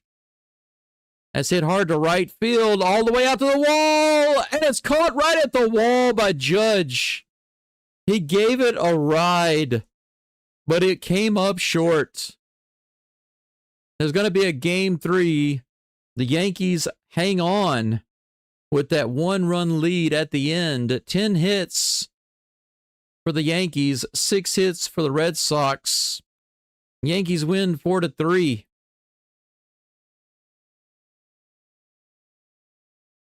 The Red Sox wind up with 16 lobsters. The Yankees also 16. Both of these teams leave 16 runners on without moving them around. But it comes back to haunt the Red Sox more than it does the Yankees. Aaron Judge makes that final catch. I'm sure that David Bednar was holding his breath there for a second. Chisholm's hustle all the way around third is what makes the difference in this game. Scoring from first base on that single to right field. That's pretty crazy. Scoring from first base on a single. What an amazing turn of events. There's going to be a game 3, guys and girls. Let's see here. JD says, once again, great job on the stream. Go. Thank you, JD. Thank you for the support. Thank you for being here. Marty says, no, darn Yankees. Daryl says, lucky, boo. Marty, hope you rest well. Our friend, good evening from far west Houston. And thank you so much. And have a good morning from far east Hiroshima City. Crosby, Texas, Daryl. I know Crosby, Texas. I've been through there before a few times. Awesome. Thank you all for watching today. Thank you for joining in. Do look for my live streams for the next 2 games. It looks like both of these series, the Guardians Tigers series and the Yankees Red Sox series, both of these go to a game 3. So look for me to post those links a little later. And I look forward to seeing you for those games, those live streams. Jesse says, good evening from Humboldt, Texas. I also know Humboldt, Texas. I know all those places. Oh, you're also in Humboldt, Texas, Abel? Wow. Pretty interesting. Thank you all. If you haven't liked the live stream, please do so before you leave. I'd appreciate it. Thank you again for the super chat. Thank you. We almost got to 50. We're just 3 likes away from 50. That's not bad for today's stream, I think. I think it came out all right. As it says on the MLB screen, thank you for watching. That'll wrap it up for today's game. The Yankees win and send it to a game 3. The series is tied 1-1. Same thing with Cleveland and Detroit. That series is tied 1-1. We're going to have a couple more games. Couple more games tomorrow. It looks like I'm going to have to sleep all day long to get ready for those games. But thank you all for the support. Thank you for being here. And from Hiroshima, Japan, I wish you a good morning, good afternoon, or good evening, wherever you are. And until later on tomorrow, I will see you then. Goodbye for now. Arigatou gozaimasu. Sayonara.